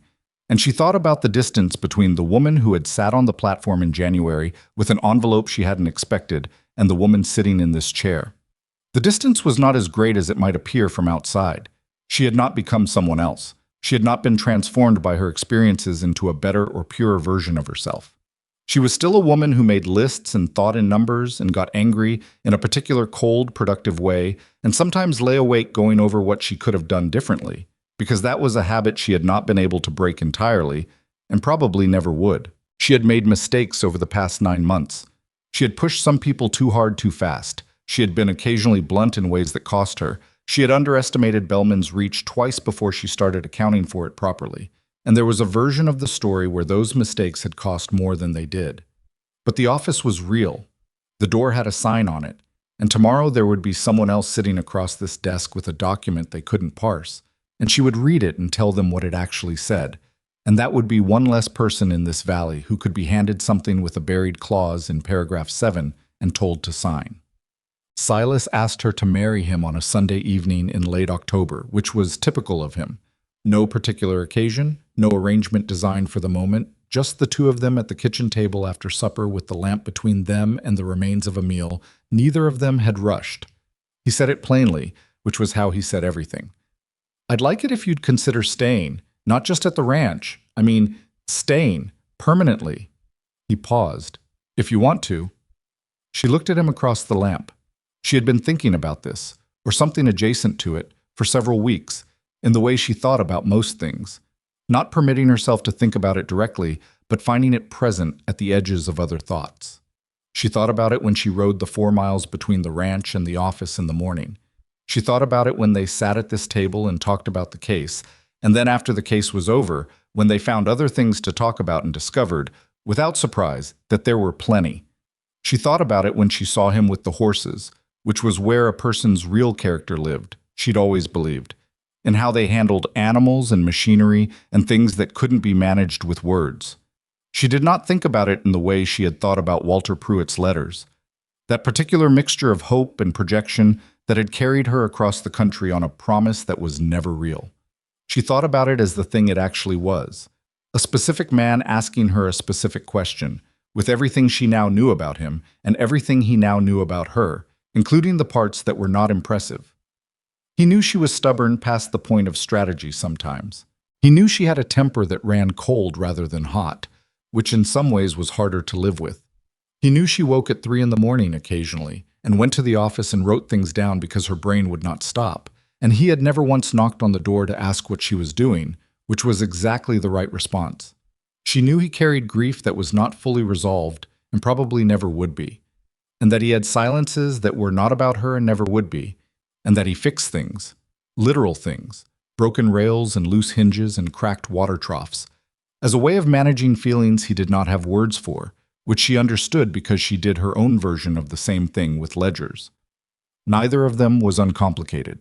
Neither of them was whole in all the places they'd each been broken. They had found each other in the aftermath of specific losses and built something in the space that those losses had opened up. And that was not the same as the story she'd told herself on the train coming west. But it was a true thing, and she had developed a strong preference for true things over the course of the past year. "Yes," she said. He looked at her as if checking whether she meant it. "I mean yes," she said, with the slight edge that came into her voice when she felt she was being asked to repeat herself unnecessarily. He almost smiled. It was the nearest thing to a full smile she'd seen from him, and she had come to value those near smiles the way you value anything that is given carefully and therefore means more than something given freely. "All right," he said, and reached across the table and put his hand over hers, and they sat like that for a minute while the lamp burned between them. And outside the Montana October pressed against the windows with its particular cold, and neither of them felt the need to say anything more about it that night. They married in the spring, on a Saturday in late April, when the snow had finally retreated from the lower pastures and the ground was soft, and the light came at that angle particular to northern springs that makes ordinary things look briefly extraordinary. It was a small ceremony. Frayne came up from Fairfield, which surprised her and moved her more than she showed. The Coopers came, and the Aldridges, and Harlan Dukes, and Cobb Whitfield, who stood in the back and said nothing and was present, which was his form of warmth. Pete and Dolph stood near the barn in their best shirts. Mrs. Packett from the inn came and stood next to Ruth Foster from the dry goods, who had come quietly and without announcing herself, which Evelyn took as the apology it was, and accepted it the same way. The railroad had begun laying track through the corridor properties that month, and the value of the land that the families had nearly lost, in some cases, and recovered, was now beyond what any of them would have believed a year earlier. Tom Cooper, standing next to his wife Doris at the edge of the gathering, had the look of a man who keeps checking to make sure something real is still real. Evelyn caught his eye at one point during the afternoon, and he nodded once. The small, precise nod of someone who knows words would be beside the point. The Mercer Ranch had come through the winter in better shape than the previous two, partly because of the accounts being properly managed and the supplier debts renegotiated, and partly because Silas, with the foreclosure threat finally lifted, had turned his attention back to the work with the full focus of a man who'd spent 18 months braced for something to be taken from him and could now simply do his job. The spring cattle count was the best in 4 years. Evelyn's office handled 31 clients in its first 6 months of operation, which was more than she'd expected and meant she needed to expand both her hours and the filing system, which she addressed by staying late on Tuesdays and building a second cabinet that she organized along a system that made sense to her and that she wrote out clearly so that if she was ever away, someone else could navigate it. She thought about that, about someone else navigating it, more as spring turned and the work grew. She was one person. The Valley families needed her, but there were families in the other counties, the adjacent counties where Gerald Putney's documents had opened investigations, who needed someone like her too. She couldn't be everywhere, but she could write down what she knew, and she could teach someone else to read documents the way she did, and that person could teach another, and the knowledge that these families had been made to feel was above them or beyond them or not theirs to have. That knowledge was not difficult. It was just arithmetic and attention, and the refusal to assume that what someone told you a document meant was the same as what the document actually said. She was thinking about all of this on a morning in early June, sitting at the desk in the small front office, the sign on the door casting its slightly uneven shadow on the floor, the town just beginning its day outside the window, when she heard the stage arrive. She heard it from the office the way she'd heard arrivals in Harwick for months now, as background, as part of the town's rhythm that she'd incorporated without noticing. She was deep in a property transfer document when the door opened. She looked up. The woman in the doorway was young, 20 or 21 maybe, and she was carrying a satchel that was clearly holding everything she owned, and her boots had been resoled recently with leather that didn't quite match, and she had the particular look on her face of someone who had been holding something together for a long time and had arrived at the moment when they were not sure they could hold it any longer. Her eyes went to the sign, then to Evelyn. "I'm sorry to bother you," she said. "They told me at the station that you help people with." She stopped. She was gathering herself. "I came here to meet someone, she said, "and he wasn't what he said he was. And I don't know what to do now." Evelyn set down her pen.